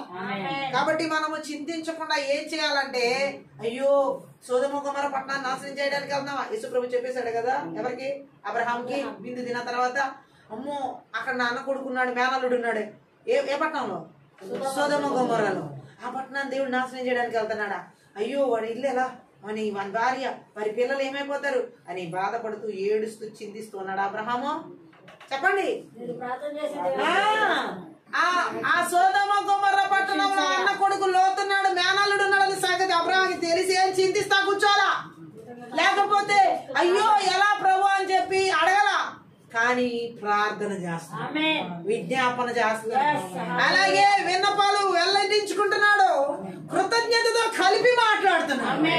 అందుకనే లోతు తప్పించబడ్డాడు. ఆమె మనం కూడా దేవుడు అంటున్నాడు ఇలాంటి కృతజ్ఞత అర్పణను మనం అర్పించాలి. చాలా మంది చింతించడం వల్ల దేవుడికి ఏం అర్పించట్లా, కృతజ్ఞత అర్పణ అర్పించట్లా. అబ్రహాము చింతించకుండా ప్రార్థించాడు. లోతు విషయంలో అబ్రహాము సోదమ గొమొర్ర పట్టణ నాశనం విషయంలో అబ్రహాం చింతించకుండా విజ్ఞాపన చేశాడు. అబ్రహాము చింతించకుండా కృతజ్ఞత పూర్వకంగా దేవుడికి విన్నపాల సోదమ గొమొర్ర పట్టణం గురించి తెలియజేశాడు. మనం కూడా ఏ విషయంలో కూడా చింతించకుండా ప్రార్థన, విజ్ఞాపన, కృతజ్ఞత పూర్వకంగా దేవుడికి తెలియజేయాలి. అప్పుడు ఆ పరిస్థితులన్నీ చక్కబడతాయి. ఎవరి కొరకు మొరపెట్టడం ఆ వ్యక్తి బయట రక్షించబడ్డాడుగా. తన చేతులారా పాడు చేసుకున్న జీవితం గురించి కాదు, లోతు విషయంలో చనిపోకుండా కాలిపోకుండా బయటకు వచ్చాడు. మరి అది ఆ ప్రార్థన ఎవరితో తెలుసా? అబ్రహాం. ఆమె చెప్దాం. మనకు కూడా ఈ లాస్ట్ డేస్ లో అనేకుల కోసం, కుటుంబాలే కాదు అనేక ప్రాంతాలు, అనేక దేశాలు, అనేక మంది ప్రజల కోసం ప్రార్థన, విజ్ఞాపన, కృతజ్ఞతా పూర్వకంగా మనం విన్నపాలని దేవుడికి తెలియజేయాలి. అబ్రహాములాగా మనం తెలియజేయాలి. లోతులు లాంటి వాళ్ళందరూ రక్షించబడతారు, లోతులు లాంటి వాళ్ళు తప్పించబడతారు. ఆ ఉపద్రవాల నుండి దేవుడు బయటికి తీసుకుని వస్తాడు. అందుకే మనము ప్రార్థనలు, విజ్ఞాపనలు, కృతజ్ఞత పూర్వకంగా మన మనవులన్నీ ఎవరికి చెల్లించాలంట? జీవం కలిగిన దేవునికి చెల్లించాలి. గట్టిగా ఆమె ఇక్కడ మనం చదివిన లేఖన భాగాల్లో ఫిలిప్పీ పత్రికలో కూడా అదే విధంగా పౌలు గారు అక్కడ చెబుతున్నాడు, వాళ్ళకి ఈ విధమైన ప్రార్థన మీకు అవసరం. ఓ ఫిలిప్పీ సంఘమా, ఇలా విజ్ఞాపన చేయడం మీకు అవసరం అంటున్నాడు ఆయన. ఎఫెసీ పత్రిక 6:18 ఒక మాట కూడా చదువు. ఎఫెసీకి రాసినటువంటి పత్రిక 6:18 ఆత్మ వలన ప్రతి సమయమునందును ప్రతి విధమైన ప్రార్థనను విజ్ఞాపనను చేయొచ్చు. ఆ విషయమై సమస్త పరిశుద్ధుల నిమిత్తమును పూర్ణమైన పట్టుదలతో విజ్ఞాపనము చేయొచ్చు. వెలుగుగా ఉండి గట్టిగా మేము చెప్దాం. అందరి కోసం మనం విజ్ఞాపన చేయాల్సిన టైం ఇదే. అందరి కోసం మనం ప్రార్థన చేయాల్సిన టైం ఇదే. అందరి కొరకు. హల్లెలూయా. మన సొంతంగా కాదు, పరిశుద్ధాత్మ ద్వారా. ఆత్మ వలన అంటే ఎవరక్కడ? పరిశుద్ధాత్మ ద్వారా సమయమునందును ప్రతి విధమైన ఏ సమయంలోనైనా లేచి ప్రార్థన చేయాలి. అసలు ఎక్కడున్నా, బస్సులో ఉన్నా, ట్రైన్ లో ఉన్నా, ఫ్లైట్ లో ఉన్నా, ఏ చెట్టు కింద ఉన్నా పరిశుద్ధాత్మ దేవుడు ప్రార్థన చేయని. లేపడం అంటే నిద్రపోయిన వ్యక్తిని కాదు, ఆత్మలో లేపడం. ఆమె అలా ప్రార్థన చేయమన్నప్పుడు అయ్యో ఇప్పుడు నేను ప్రార్థన చేయడానికి ఇంటికి వెళ్ళలేదే, గదిలోకి వెళ్ళి చేయాలి, చర్చిలోకి వెళ్ళి చేయాలి, ఆ మూలం చేయాలి, ఈ మూలం చేయాలని ఆలోచించకూడదు. అది ఏ స్థలంలో ఉన్నావో ఆ స్థలంలో నువ్వు పరిశుద్ధాత్మ దేవుడు ప్రేరేపించగానే మొరపెట్టాలంటే నువ్వు మొరపెట్టుకు ఆ మొరన, ఆ ప్రార్థన, ఆ విజ్ఞాపన ఎక్కడి నుంచి చేస్తున్నావు అనేది కాదు, దేవుడికి కావాల్సింది ఎలా చేస్తున్నావు అనేది. ఆమె చెప్తాం. హల్లెలూయా. అందుకే దేవుడు అంటున్నాడు ఎనీ టైం మనం ప్రార్థన చేయాలి. పరిశుద్ధాత్మ దేవుడు ప్రేరేపించగానే చక్కగా ప్రార్థన చేయాలి. హల్లెలూయా. ఓ ఒకవేళ గేట్ వేసి ఉన్నా, ఏంటి గేట్ వేసాడని తిట్టుకుంటా కూర్చోక, ఆ గేట్ దగ్గర ఎంతో మంది కోసం ప్రార్థన చేయొచ్చు. ఆత్మలో ప్రార్థన చేయడానికి నాకు ఈ సమయం దేవుడు ఇచ్చాడేమో, నేను ఈ కొద్ది సమయాన్ని ఎందుకు వేస్ట్ చేసుకోవాలి? ఆ ట్రైన్ వచ్చి వెళ్ళిలోపు నేను ఇంకొకరి కోసం ప్రార్థన చేయొచ్చు, ఇంకో పరిస్థితి కోసం ప్రార్థన చేయొచ్చు, ఇంకో స్థితిగతి కోసం ప్రార్థన చేయొచ్చు, ఏ ఊరు కోసం, ఏ పరిస్థితి కోసం, ఏ పర్సన్ కోసం ప్రార్థన చేయొచ్చు. గట్టిగా ఆమె చెప్దాం. అయితే మన పరిశుద్ధాత్మ నడిపింపుతో అది చేయాలి. ఆయన ఎనీ టైం మనకి ప్రార్థన చూపిస్తాడు. ఆమె ఆత్మ వల్ల ప్రతి సమయమునందును ప్రతి విధమైన ప్రార్థన, విజ్ఞాపన చేయాలంట. ఆమె ప్రతి విధమైన విజ్ఞాపన, ప్రార్థన చేయాలి. కొంతమంది ఎప్పుడు చూసినా ప్రార్థన చేస్తూనే ఉంటాయి. ఏం చేస్తావు అసలు నువ్వు ప్రార్థన అని అంటా ఉంటారు. ఏమి ఆత్మీయంగా లేనటువంటి భర్తలు గాని, ఆ భార్యలు గాని, లేకపోతే పిల్లలు గాని, ఎప్పుడు చూసినా నీకేం తెలుసు, ఎప్పుడు చూసినా ప్రార్థన. మరి దేవుడు పెట్టిన వారం, మరి ఏం చేయమంటావు? ప్రార్థన చేయక. కొంతమంది అలా పాపం నలుగుతా ఉంటారు. ఈ యొక్క ప్రార్థన విలువ తెలియని వాళ్ళు అలా మాట్లాడుతూ ఉంటే, కుటుంబీకులు కావచ్చు, బయట వాళ్ళు కాదు, బయట వాళ్ళు మాట్లాడదామని వస్తే ఏంటమ్మా అప్పుడు కూడా ప్రార్థనలో అన్నమాట బయట కొంతమందిని. అంటే ఏంటంటే వాళ్ళకి మాటలు ఊసులు పోగొస్తారు. ఈ ప్రార్థన చేసే వాళ్ళు ఎలా ఉంటారంటే ఇంకా ఎప్పుడు కూడా ప్రార్థన చేస్తానే ఇంకెప్పుడు వీళ్ళతో మాట్లాడాలని నీ విసుకుని పోతా. నీకు మాట్లాడే అంత తీరుకుందేమో, మాకు మాట్లాడే అంత తీరిక లేదు. వాళ్ళకి ఎవరికి ప్రార్థన చేసేవాళ్ళు గట్టిగా ఆమె చెప్పాలి. పరిశుద్ధాత్మ ద్వారా ఆ ప్రార్థన చేసేవారికి ఎలా ఉంటదంటే పౌలు ఇంకా తన సైనికుల గురించి చెప్తున్నాడు. ఎఫెసీ పత్రిక 6:18 ఆమె ప్రార్థన లేని స్థితి ఉండడం అంటే ముందుగానే ఓడిపోతుందనడానికి గుర్తది. ఒక వ్యక్తి జీవితంలో ప్రార్థన లేకపోవడం అంటే ముందుగానే ఓడిపోవడంతో సమానం. అది విశ్వాసులు ప్రార్థన చేస్తున్నాం చూస్తే సాతాను గజగజ వణుకుతాడు. వాడు వనకాలంటే మనం ప్రార్థనా పరులమై ఉండాలి, మనము విజ్ఞాపనకర్తలై ఉండాలి. మనం చేసే ప్రార్థనకి సాతాను గజగజ వణుకుతాడు. అలాంటి ప్రార్థనలు దేవుని సంఘాల్లో జరగాలి, దేవుని బిడ్డల్లో జరగాలి, కుటుంబాల్లో జరగాలి. ఏ పరిస్థితిలో ప్రార్థన జరగాలి. ఓ ఇక్కడ ఎలా ప్రార్థన చేయను, అక్కడ ఎలా ప్రార్థన, నలుగురులో ఉన్నా మనం ప్రార్థన చేయొచ్చు, 100 మందిలో ఉన్నా మనం ప్రార్థన చేయొచ్చు. నువ్వు అవతల వ్యక్తి ఏం మాట్లాడుతున్నావు, ఆత్మలో ప్రార్థన చేసావంటే ఇక్కడ దేవుడు గడిగా ఆమె చెప్పాను. నెహెమ్యా రాజు గారు పర్మిషన్ ఇవ్వాలని చెప్పేసి యెరూషలేము ప్రాకారం కట్టడానికి ఆయన గిన్నె అందించే ఉద్యోగం అనమాట నెహెమ్యా. ఆయన ఒక సెంట్రల్ గవర్నమెంట్ ఎంప్లాయ్. హల్లెలూయా.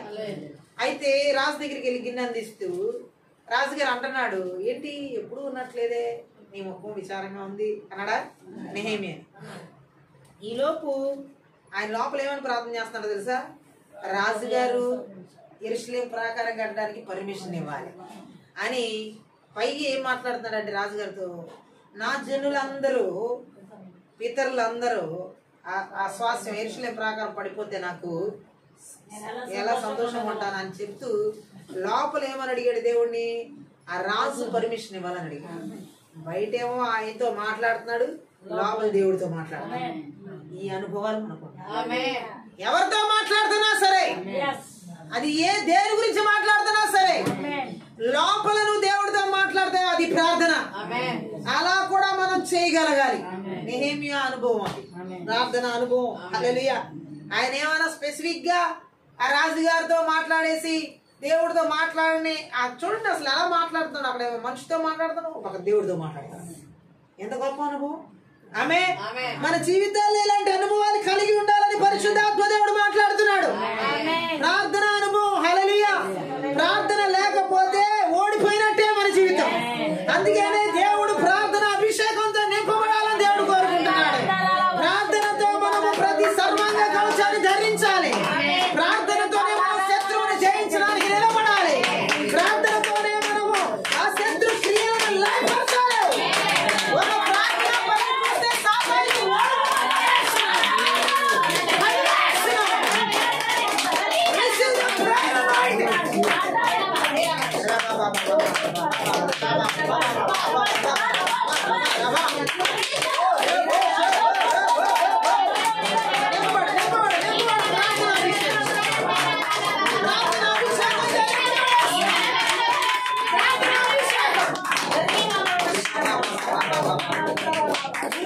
చూడాలి. ప్రార్థనాభిషేకం ఎడతెగకుండా చేసే ప్రార్థనాభిషేకం, శత్రువుని గడగడ వణికించే ప్రార్థనాభిషేకం.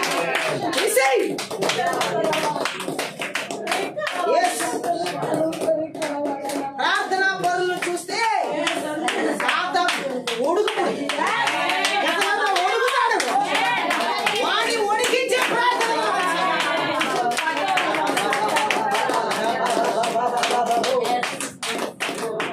వాడు అనుకుంటాడు సాతాను, ఒక ప్రార్థనా పరులు గాని వీధుల్లో గాని ఎక్కడ నడిస్తే నా రాజ్యాన్ని ఏదో నాశనం చేయడానికి వచ్చేస్తున్నారు వీళ్ళని.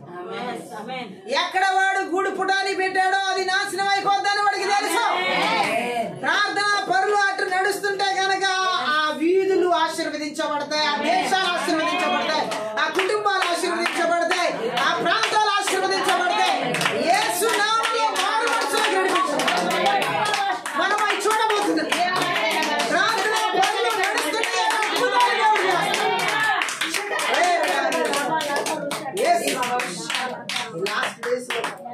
అలాంటి ఆత్మతో ప్రార్థించే వారిని దేవుడు అడుగడుగునా లేవనెత్తబోతున్నాడు. హల్లెలూయా. అందుకనే దేవుడు అంటున్నాడు ప్రార్థన అనే ఆయుధం ధరించాలి. కృతజ్ఞతలతో ఆ ప్రార్థన మనం చేయాలి. మనం చేసే ప్రార్థన ఆత్మలో జరగాలి. గట్టిగా ఆమె చెప్తాం. హల్లెలూయా. అందుకే దేవుడు ఏమంటున్నాడంటే దేవుడు చెప్పిన విధంగా మనం ప్రార్థించాలి. యూదా పత్రిక 20వ వచనం ఒకసారి చదువు. యూదా పత్రిక 20వ వచనం. ప్రియులారా, మీరు విశ్వసించు అతి పరిశుద్ధమైన దాని మిమ్మల్ని మీరు కట్టుకొనొచ్చు. ఎలా ప్రార్థన చేయాలంటే అంత చదవండి అందరూ. పరిశుద్ధాత్మలో ప్రార్థన చేయొచ్చు. పరిశుద్ధాత్మలో ప్రార్థన చేయొచ్చు.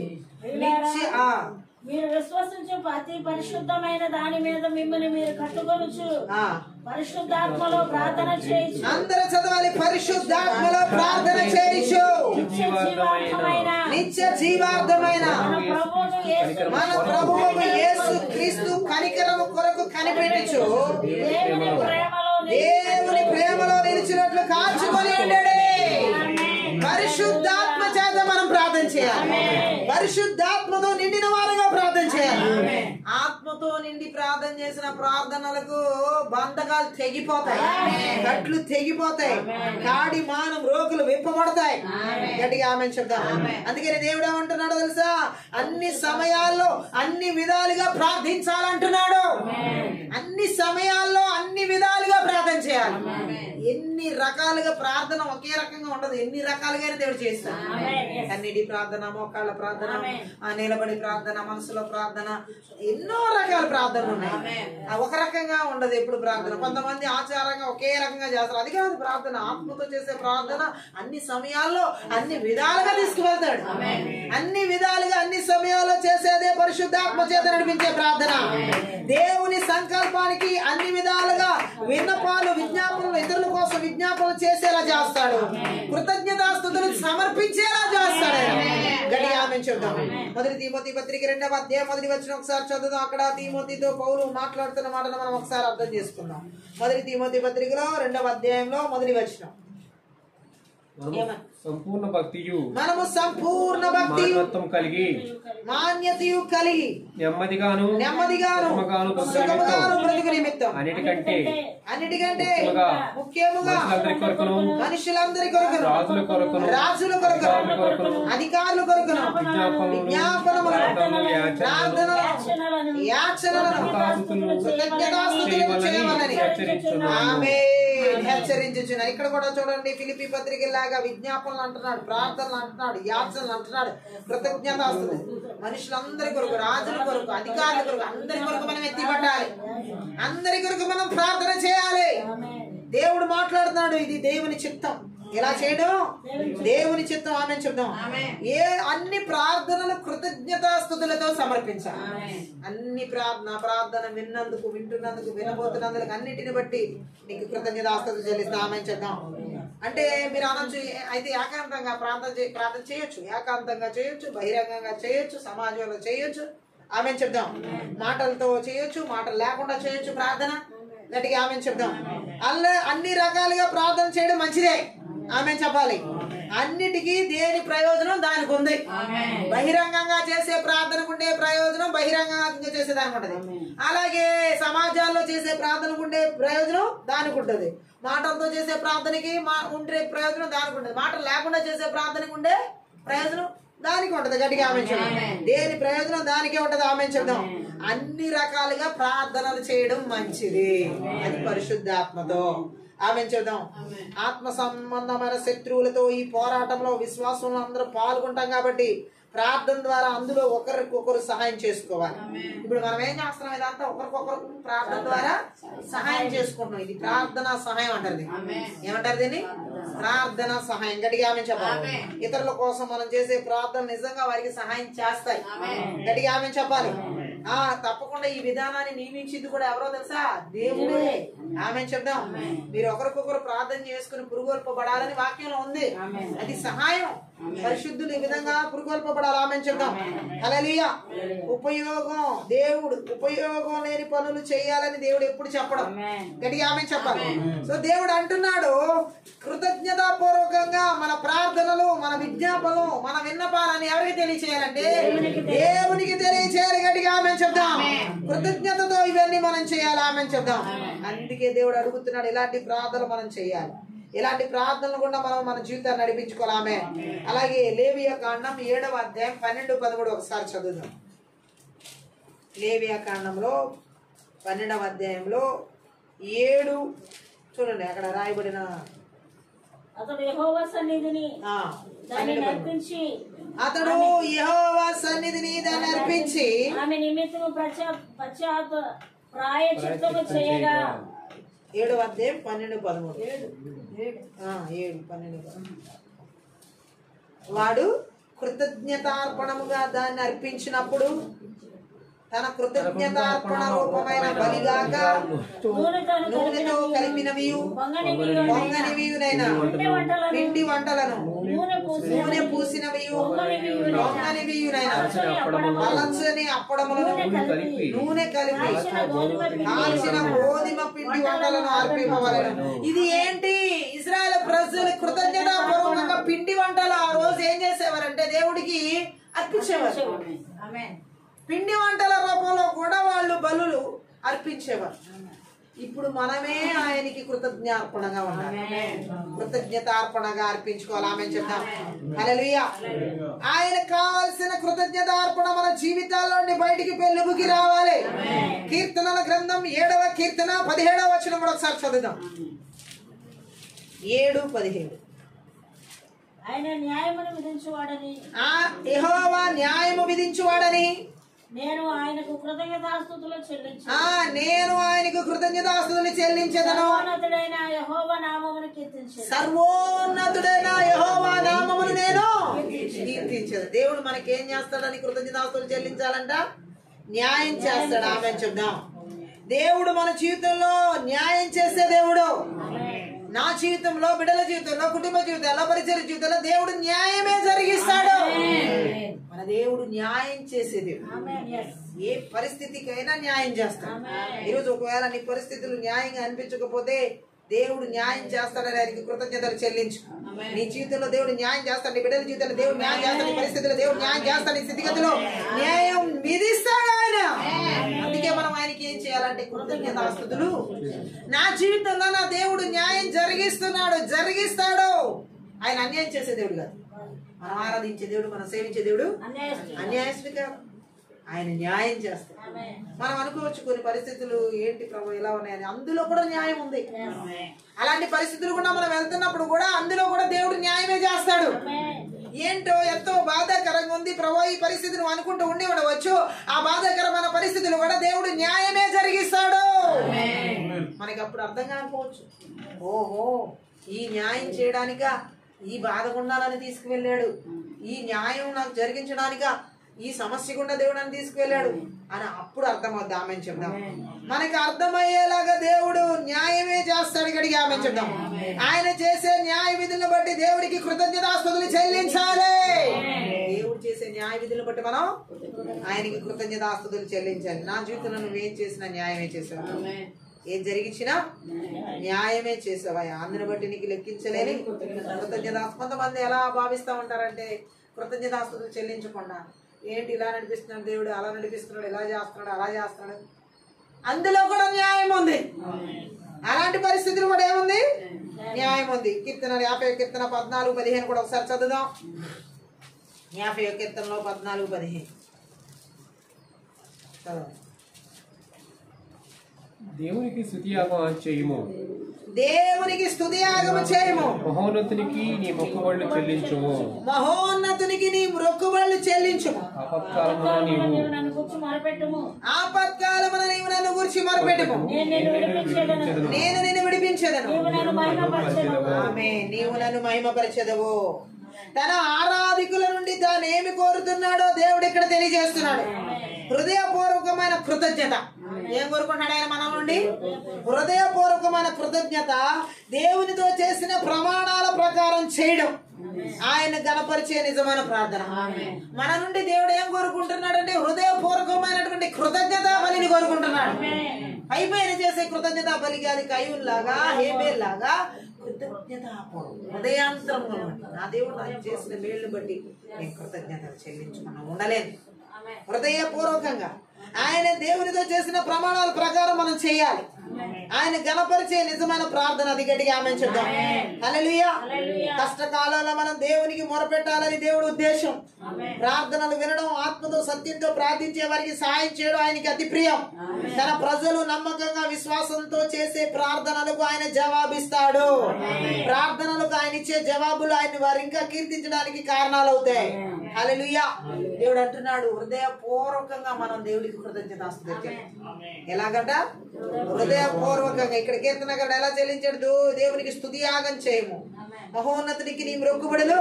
చాలా మంది ఈ రోజు దేవుడికి మ్రొక్కుబడులు చెల్లించని జీవితం. ఎన్ని చేయట్లేదండి మన జీవితంలో. దేవుడు పాత నిబంధనలోనే దేవుడు ఇజ్రాయెల్ ప్రజలకు ఒక కట్టడి పెట్టాడు. సంవత్సరానికి మీరు 3 సార్లు నా దగ్గర రావాలి యెరూషలేములో, మీ పిల్ల జల్లాతో అందరితో నన్ను ఆరాధించడానికి, స్తుతించడానికి, మీకు వచ్చిన పంటలను బట్టి, మీకు వచ్చిన ఆశీర్వాదాన్ని బట్టి, మీకు వచ్చిన దీవెన బట్టి నన్ను సందర్శించాలి మీరు అందరూ అన్నాడు. వచ్చి ఆరాధించాలని యెరూషలేముకి యేసు ప్రభువుని. అలాగే కదా మరి యోసేపులు కూడా తీసుకెళ్ళింది 12 సంవత్సరాల టైం. అలా ప్రతి సంవత్సరం తీసుకెళ్లారు ఆయన. ఆమె చెప్దాం. ఎంతమంది ఈ రోజు దేవుడికి మ్రొక్కుబళ్ళు చెల్లించడం జరుగుతుంది కృతజ్ఞతతో? మనం చెల్లించాలి మ్రొక్కుబళ్ళు గడిగా. ఏమీ లేని వాటికి చెల్లిస్తున్నారండి కోట్లు. ఆమె ఏకంగా వాళ్ళు గుళ్ళు కూడా చేస్తారు. ఆమేన్. వాళ్ళు ఏ కృతజ్ఞత ఉంది వాళ్ళకి? ఆమేన్.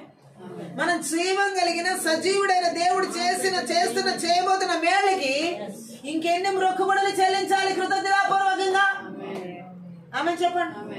అన్నా చూడండి ఎలా చేసిందో. నాకు గనక ఒక మగ పిల్లోడిని నువ్వు ఇస్తే ఆ బిడ్డను మరలా నీకే నేను సాగుచేస్తాను.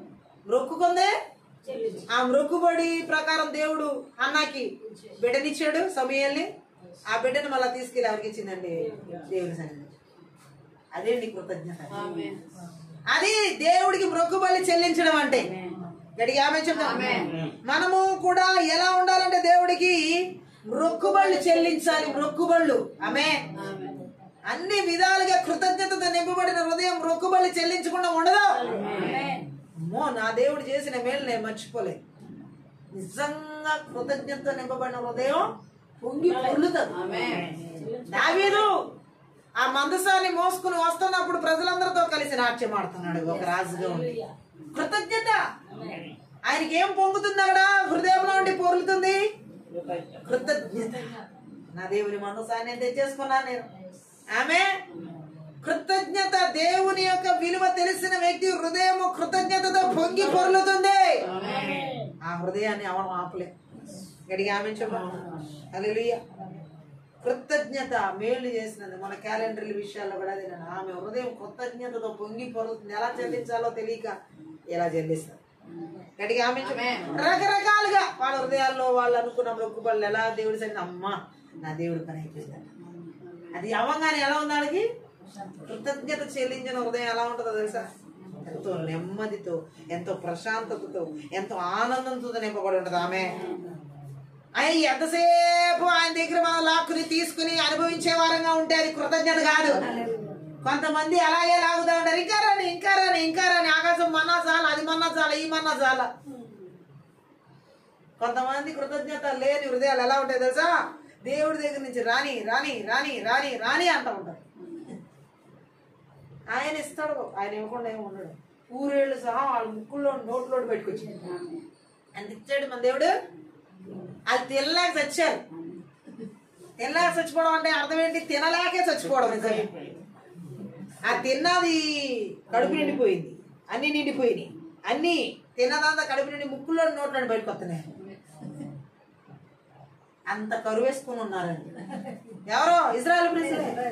ఆమె పూరేళ్ళు కావాలా మీకు? ఉండండి ఇస్తా.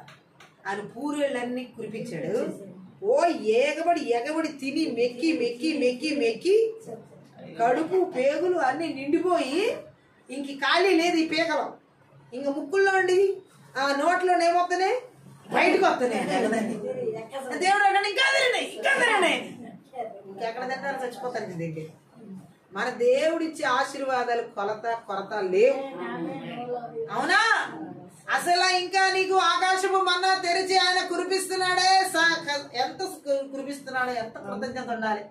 ఏ మోషే మాకు ఇది సరిపోవట్లేదు, అసలు ఉల్లిపాయలు, కూరగాయలు, దోసకాయలు, చేపలు. కృతజ్ఞత లేని వాళ్ళందరూ ఎంతసేపు ఇవే చూసుకుంటారు.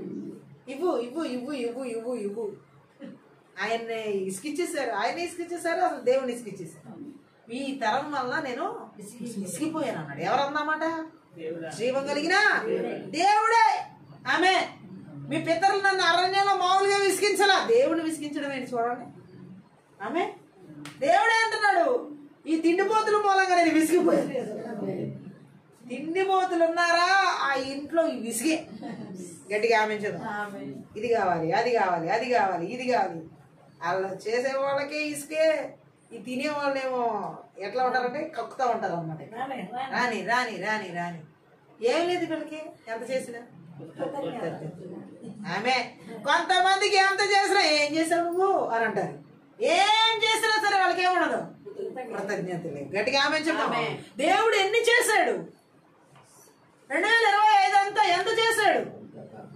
ఎంత అడుగడుగున కాదా? అడుగడుగున అనుక్షణం ఆయన చేసిన మేళను మనం తలంచుకుంటే జీవితం సరిపోదు.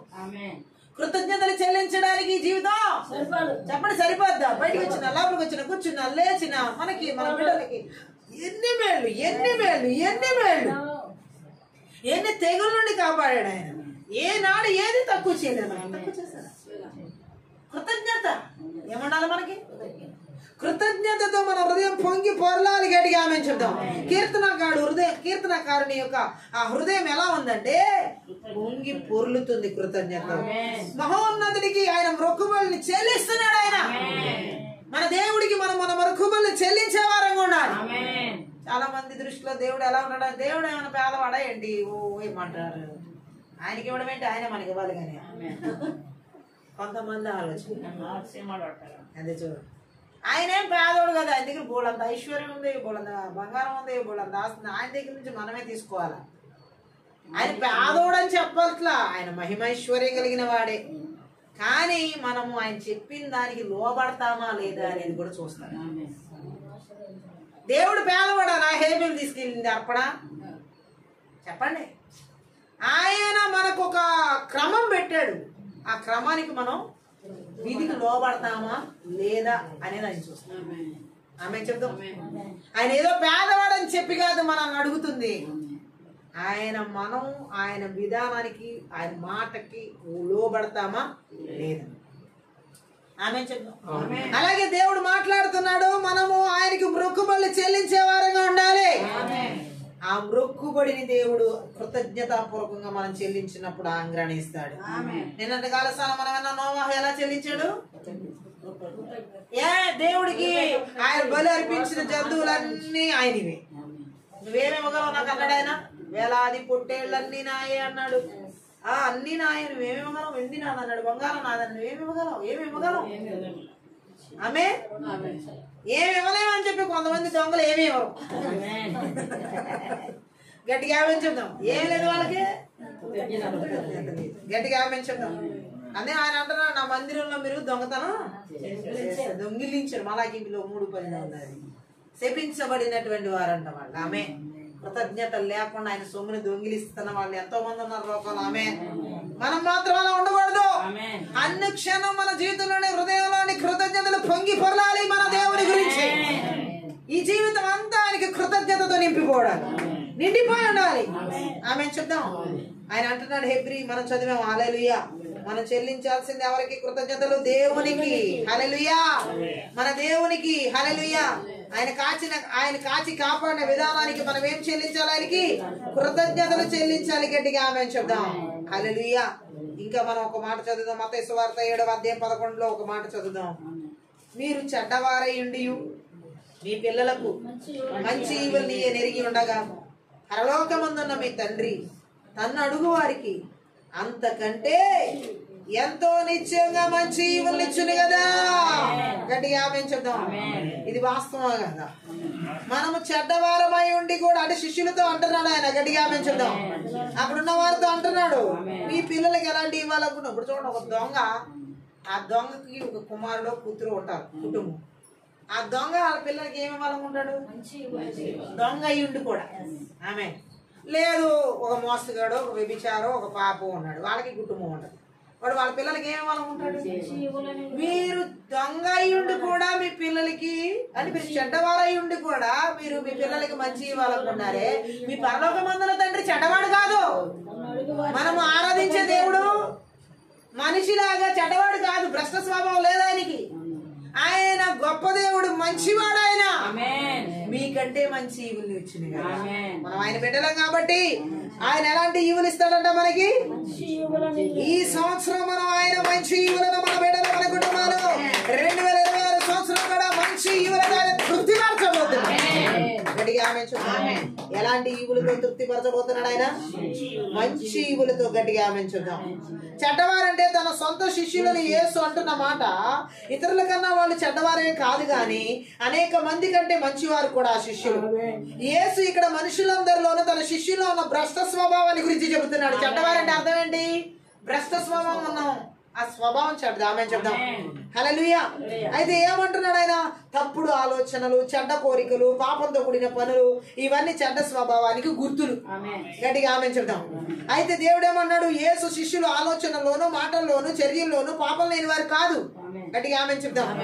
అయితే ఏమంటున్నాడు? ఆరంభంలోని 12 మంది శిష్యుల కంటే మనం ఇంకా పెద్ద మంచోళ్ళం అని అనుకునే అంత విధిగా కూడా ఇక్కడ చెప్పట్లేదు.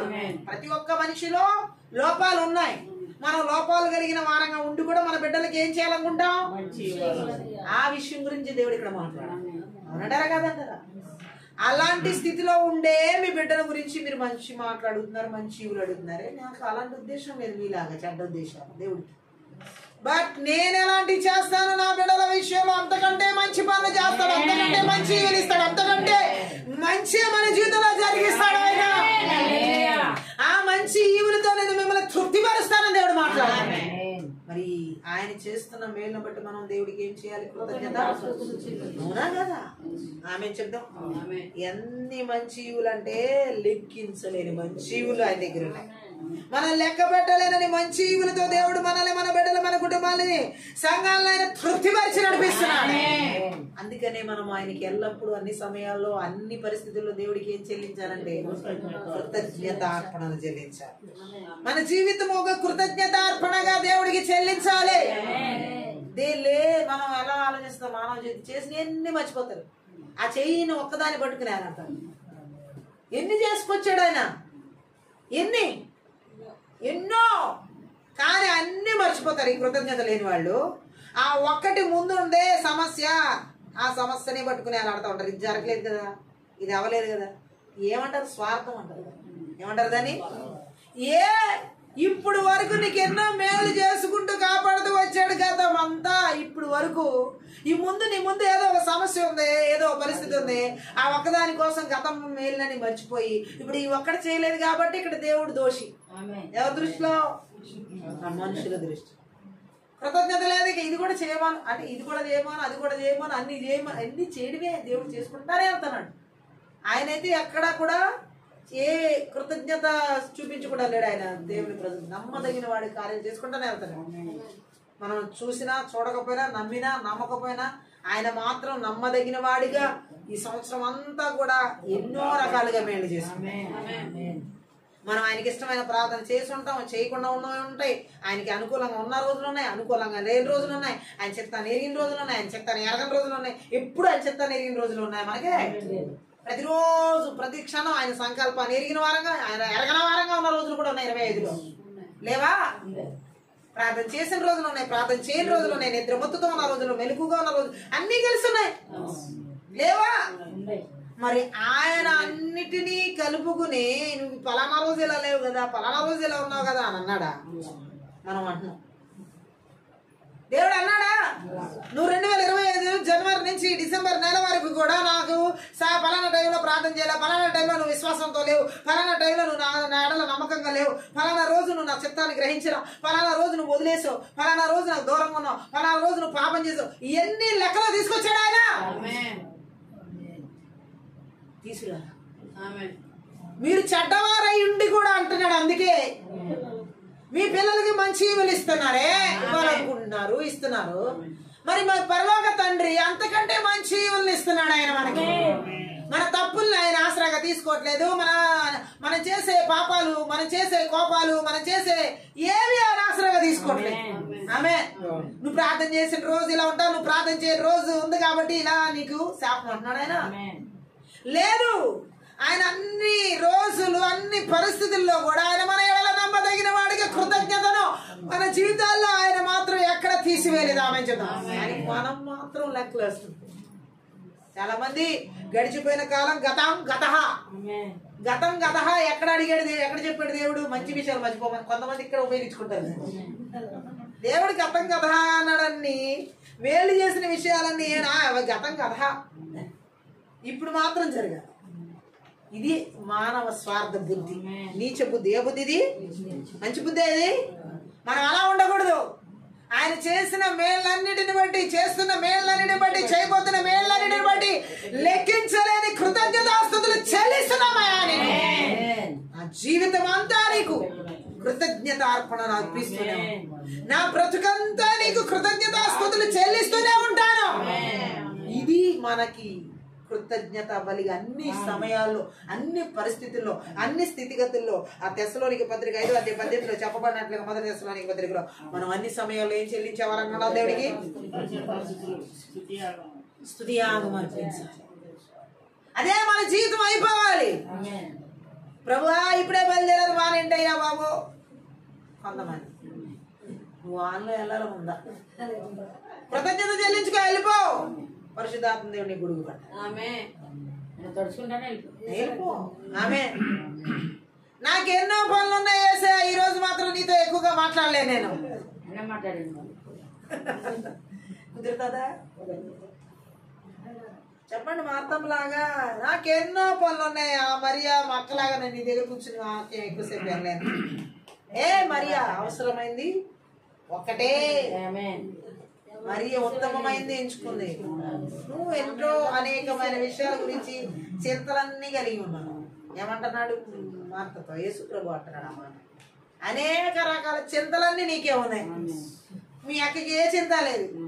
ఒక అక్కన మార్తమ్మ చెప్తున్నప్పుడు మరియా అలా చెల్లికి కోపం ఉందని, కోపం ఉంటేనే నేను గోవ తినాలంతే, ఏం లేదు అంకి. వాళ్ళ అక్క ఆ చెల్లి అక్క తిడుతుందన్నా, లేకపోతే కొనుక్కుంటుందన్నా, లేకపోతే ఏ ఫిర్యాదు యేసుప్రభు చేస్తున్నాను చింతందానికి, అదే మామూలు వాళ్ళని తీసుకోండి. నన్ను ఎందుకు అనాలి అసలు ఇప్పుడు ఆ మాట? దాని గురించి చింత, వాళ్ళు ఫిర్యాదు చేసినది చింత. ఇప్పుడు ఈ ప్రార్థన జీవితం వెళ్ళిపోయింది, అక్కడ బోధ జీవితం వెళ్ళిపోయింది.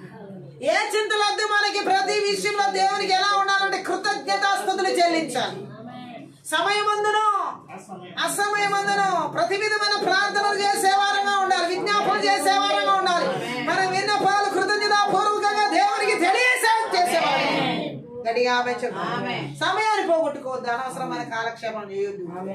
ఇరాకడ సమయాల్లో మనం ఇంకా ఎక్కువగా దేవుడికి దగ్గర అవ్వాలి, ఇంకెక్కువగా దేవుడు హత్తుకుని ఉండాలి. మరెక్కువగా దేవుడికి మనం కృతజ్ఞతాస్తుతులు చెల్లించాలి. అన్నిటికంటే విలువైంది కృతజ్ఞత. అసలు కృతజ్ఞతలు చెల్లిస్తే అన్ని టప్టప్తం జరిగిపోయి అసలు ఇంకేం అవసరంలా. ఒక కృతజ్ఞతా స్తుతి నువ్వు అర్పించు, నువ్వు వెళ్ళే పనులు, నువ్వు చేసే పనులు, నీ కుటుంబ అవసరంతో అసలు అవన్నీ నువ్వేం మాట్లాడవసరం, అవన్నీ జరిగిపోతాయి. కృతజ్ఞతలు మాత్రం చెల్లిస్తా ఉండు, నీ జీవితం ధన్యం. మన జీవితం ఏమైంది? యేసుక్రీస్తు ప్రభుకి స్తోత్రం, దేవానికి స్తోత్రం. వర్షం వచ్చిన స్తోత్రం, వర్షం రాకపోయిన స్తోత్రం, చలిగా ఉన్న స్తోత్రం, చలిగా లేకపోయిన స్తోత్రం, ఉన్న స్తోత్రం లేకున్నా స్తోత్రం. ఇదే కృతజ్ఞత బలి స్తోత్రం. దేవుడికి మనం చెల్లిస్తా ఉండాలి. ఆమె చెప్తాం, ఇంటికి త్వరగా వెళ్ళిన స్తోత్రం, వెళ్ళకపోయిన గట్టిగా ఆమె చెప్తాం. వెళ్ళిన స్తోత్రం, వెళ్ళకపోయిన స్తోత్రం అంటే దేవుడు ఎలా తీసుకెళ్ళాలో తీసుకెళ్తాం. అవునా కదా? గట్టిగా ఆమె చెప్తాం. ఇంతమందికి ఆహారం ఎలా పెట్టాలి అని చెప్పేసి ఒక దైవజనుడు బాధపడ్డారంట. విజయవాడ అక్కడ ఏరియా ఎలా బాధపడ్డారంటే, ఆయన మీటింగ్లు పెట్టేశారు, వంట చేయడానికి ఏమీ లేవు, స్పాన్సర్ చేసిన వాళ్ళు లేరు, ఎట్లా ఇంతమందికి వేల మంది వచ్చేస్తున్నారు అని అంటే, ఆ శిష్యులు వచ్చేసి అంటున్నారంట, ప్రజలు వచ్చేస్తున్నారు, వంటకి ఏమి లేవు, ఎవరు స్పాన్సర్ చేయలేదండి. ఆ దైవజనుడు ఒకటే అంటున్నాడు, దేవునికి స్తోత్రం. ఏమన్నాడు? శిష్యులకి మాత్రం ఆ బోట్లో ఉన్న శిష్యుల్లా కంగారు, పైన ఉన్న వాళ్ళకి కంగారు కదా, మెయింటెనెన్స్ చేసే వాళ్ళకి. ఆమె కానీ దేవుడితో ఐక్యమైపోయి ఉన్న వ్యక్తికి ఏదైనా చేయగలడు ఆయన. అన్నిటికీ ఏమన్నా మళ్ళీ గంటకు వచ్చి అంటున్నారు, ఇంకో గంటకు వచ్చి అంటున్నారు, ఏమీ లేవు. ఇంకా 12 గంటలు వంట మొదలెట్టినా ఏమవ్వదు ఇక్కడ, కానీ ఏమీ లేవు. ఏమంటున్నారు? స్తోత్రం స్తోత్రం. ఆయన ఏమంటున్నాడు? ఏమీ లేవని శిష్యులు చెప్తుంటే ఏమీ లేవా, ఎందుకు లేవా అని అన్నాడా? ఏమల్లా ఒకటే అంటున్నాడు, దేవునికి స్తోత్రం, దేవునికి స్తోత్రం. వెళ్ళి చెప్తున్నామే కానీ ఒక్క మాట తప్పితే వేరే మాట రాట్లా ఆయన దగ్గర. శిష్యులకి ఎలా ఉంటుంటది? మనమేమో ఇంత కంగారు పడుతున్నాం, ఇంత ఆయుష్ పడిపోతున్నాం, ఇంత టెన్షన్ పడుతున్నాం. మన గురువు గారికి అసలు ఏవి టెన్షన్ అనేది మాట్లాడితే ఏమంటున్నాడు ఆయన? ఆయన ప్రార్థన చేసుకున్నాడు అంతే, స్తోత్రాలు చెల్లిస్తున్నాడు. అది కూడా ప్రార్థన అంటే ఇంక అదే. ఆమె ఇప్పుడు వరకు లేనందుకు స్తోత్రం, ఇంకే స్తోత్రమే. అన్నిటికీ ఏం చెప్తున్నాడు ఆయన? స్తోత్రం స్తోత్రం స్తోత్రం. ఆమె గడిగా ఆమె చెప్పాను. ఆ తర్వాత ఎవరిదో ఒక జమీందారు వివాహం క్యాన్సిల్ అయింది. గడిగా ఆమె చెప్పాను. ఆ జమీందారు వివాహం కొన్ని అనివార్య కారణాల వల్ల క్యాన్సిల్ అయితే ఆ జమీందారు అన్న ఇప్పుడు ఈ భోజనాలన్నీ ఎవరికి ఇవ్వాలని, ఆ జమీందారు ఇంట్లో ఎవరో మరణించారు. అలా క్యాన్సిల్ అయితే అక్కడ ఉన్న వాళ్ళు పక్క వీధిలో కోటాలు జరుగుతున్నాయి, వాళ్ళకి ఎందామా అని ఆమె చెప్తాం. తీసుకెళ్ళిపోవడం మొత్తం లారీలతో అన్ని జమీందారు భోజనాలు అలా ఉంటాయి, అట్టహాసంగానే పెడతారు. ఆ భోజనాలన్నీ ఈ కోటాలకు వచ్చాయి. అప్పుడు శిష్యులు వచ్చి ఇలా పలానా వాళ్ళు పంపించారంటే అప్పుడు కూడా ఏమన్నాడు ఆయన? దేవునికి స్తోత్రం అన్నాడు. స్తోత్రాలు ఎంత శక్తి ఉందో చూసావా? నీకేమో చేత కావట్లేదంటే స్తోత్రం చేత కావట్లేదు. ఏమన్నా చేత కావట్లా? దేవునికి స్తోత్రం చెప్పడం చేత కావట్లా. కానీ నువ్వు ఎన్ని తెప్పలు పడుతున్నావు ఏమని? అది లేదు ఇది లేదు. ఆ శిష్యులకు అటు పరిగెడతాం ఇటు పరిగెడతాం, అటు ఇటు అటు వెళ్దాం ఇటు వెళ్దాం, వాళ్ళని అడగడం వీళ్ళని అడగడం, వాళ్ళని అడుక్కోవడం వీళ్ళని అడుక్కోవడం, వాళ్ళు లేవడం, వాళ్ళు చేయండి ఉట్టి చేతులు చూపించడం. అసలు ఈ సమయం అంతా పోకుండా మోకరించు దేవుడి పాదాల దగ్గర ఉండి స్తోత్రం స్తోత్రం స్తోత్రం. నువ్వు ఇచ్చినందుకు ఈ పరిస్థితి లేకపోయినా ఎలా ఉన్నా దేవుని స్తోత్రం అంటే ఎలా ఉంటది? ఆ ఒక్క స్తోత్రాలతోనే యోబు 2 ఇంతలుగా ఆశీర్వదించాడు. హల్లెలూయా అన్నాడు కదా ఆయన కూడా, యెహోవాకే స్తుతి కలుగును.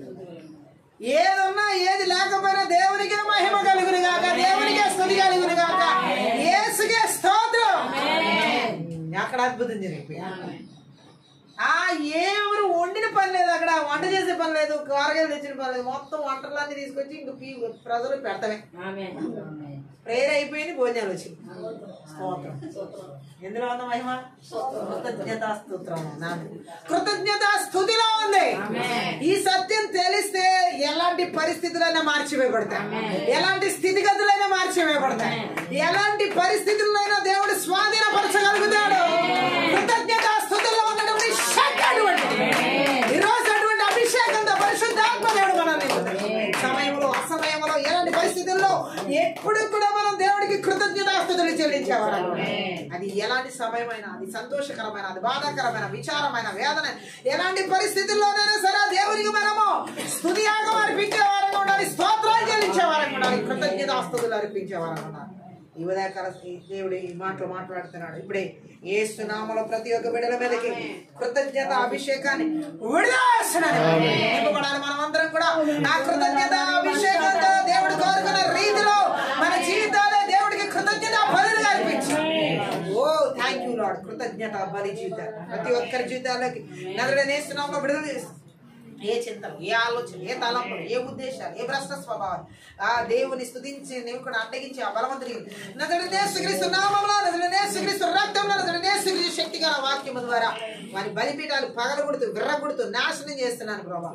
నీకు అనుక్షణం మేము కృతజ్ఞత స్తుతులు బలులు అర్పించే వారంగా ఉండాలి ఆయన. ఓ ఏ సమయంలోనైనా సరే మీకు కృతజ్ఞత స్తుతులు అర్పించే జీవితాలు మాలోకి నజరేయుడైన యేసుక్రీస్తు నామములో మీరు విడుదల చేస్తున్నందుకు మా ఆలోచన, మా తలంపులు, మా ఉద్దేశాలు, మా జీవితాలు, మోహాలు అన్ని కుటుంబాలు కూడా నీకు కృతజ్ఞతాస్తుతులు చెల్లించేటటువంటి వారంగా, నీకు కృతజ్ఞత బలిగా ఉండేటువంటి జీవితాన్ని మేము కనబరిచేటటువంటి వారంగా నజరేయుడైన యేసుక్రీస్తు నామములో విడుదల చేస్తున్నాము.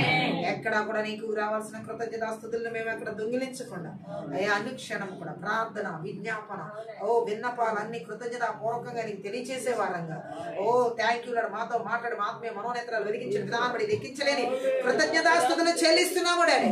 ఈ రాత్రి కాల ప్రతి ఒక్కరి జీవితాల్లో కూడా కృతజ్ఞత బలితో కూడినటువంటి ఆశీర్వాదం అయా మా జీవితాలు ఈ 2025 అంతా కూడా మీరు చూపించిన అనేక పరిస్థితుల్లో నాయన ఎలాంటి స్థితిగతులు అయినప్పటికీ నీకు కృతజ్ఞతాస్తుతులు చెల్లిస్తున్నాం. 2026 అంతా కూడా మాకు చేసిన మేము ఇప్పుడు 25 అంతా జనవరి నెల నుంచి ఫిబ్రవరి అయా మార్చి April May June July August September October November December అలాగే జరగబోతున్నటువంటి ఈ 25 సంవత్సరం అంతా జరిగించబడుతున్నటువంటి 25 సంవత్సరం అంతా రాబోతున్న 2026 అంతా కూడా మీ చేతులు కావచ్చు అయ్యా. నువ్వు చేసిన మేలును బట్టి చేస్తున్న మేలును బట్టి చేయబోతున్న మేలును బట్టి లెక్కించలేని కృతజ్ఞతాస్తుతులు చెల్లిస్తున్నామయ్యా. మా జీవితం కృతజ్ఞత అర్పణగా మీ జీవితంలో మీ చేతిలో నాయన నడిపిస్తున్నందుకే మా కుటుంబాలన్నింటిని బిడ్డలన్నింటిని బట్టి పరిస్థితులన్నింటిని బట్టి స్థితిగతులు ఆత్మీయ శారీరక మానసిక ఆర్థిక బిడ్డల పరంగా కుటుంబ కృతజ్ఞతా పూర్వకంగా నీ సన్నిధిలో ప్రతి ఒక్కరు జీవించడానికి నజరేయుడైన యేసుక్రీస్తు నామమున విడుదల చేస్తున్నాం. ఏ చింతలు ఏ విధమైన పరిస్థితులు ఏ విధమైన స్థితిగతులు మిమ్మల్ని స్తుతించనివ్వకుండా కీర్తించడం అడ్డుకోకుండా అడ్డగించలే యేసునామములో ప్రతి ఒక్క బిడ్డ నా విధంగా ఆశీర్వదిస్తాం. ప్రార్థన సకల ఘనత ప్రభు నీకు మాత్రమే చెల్లిస్తుంది. నజరేయుడైన యేసు నామమున ప్రతి ఒక్క బిడ్డను ఆశీర్వదిస్తూ దీవిస్తున్నాం. ఈ యొక్క ఆత్మీయ ప్రార్థన ప్రతి ఒక్క ఆశీర్వదించబడి ఉన్న దేవునామమున మహిమపరుస్తున్నాం. మీరు కనుక ఈ పరిచర్య ఆశీర్వదించబడితే సపోర్ట్ చేయండి.